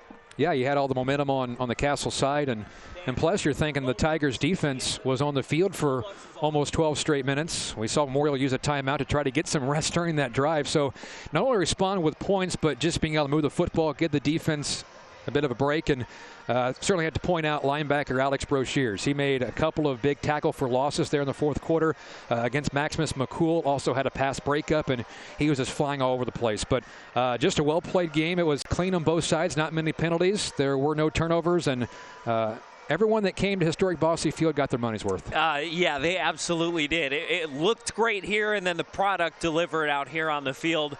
But what a result for the Memorial Tigers as their season continues on. What a great season they've had, undefeated through the regular season. Any final thoughts here from Historic Bosse Field, Jevin? Well, I think it's worth noting there was a lot of hard work that went into this on both sides. I want to thank you guys, the 14 News folks, for all your hard work today with the setup and a great production, and just what a fun way to close the 2024 regular season. And also, how about the turnout? It was a sellout, over 5,000 plus here at Bosse Field. Each side had great student sections, so top to bottom from both Castle and Memorial, job well done. Yeah, I want to give definitely shout-outs. Jason Gravens, Jake Embry here, Kenny Perkins, Dan Albin, Jeff Smith, Chuck Bailey up there. What a job they did out here, really making this all happen. So thank you to them. Thank you to Matthew Will up with the Otters, too, as well. He did quite the job, and the entire Otters organization getting this field turned over. The night's not done, though. Of course, here on 14 News, we've got 14 News at 10 coming up in a little bit. And then we've got Touchdown Live. We'll have highlights from this game and more games all across the Tri-State and Touchdown Live Plus. You can go look through all the scores you need to on the 14 Sports app. We hope you enjoyed it. I know we certainly did up here. So one final time for Jevin Redmond, my name's Max Parker. We hope you had a good time out here at Historic Bosse Field. Have a good night.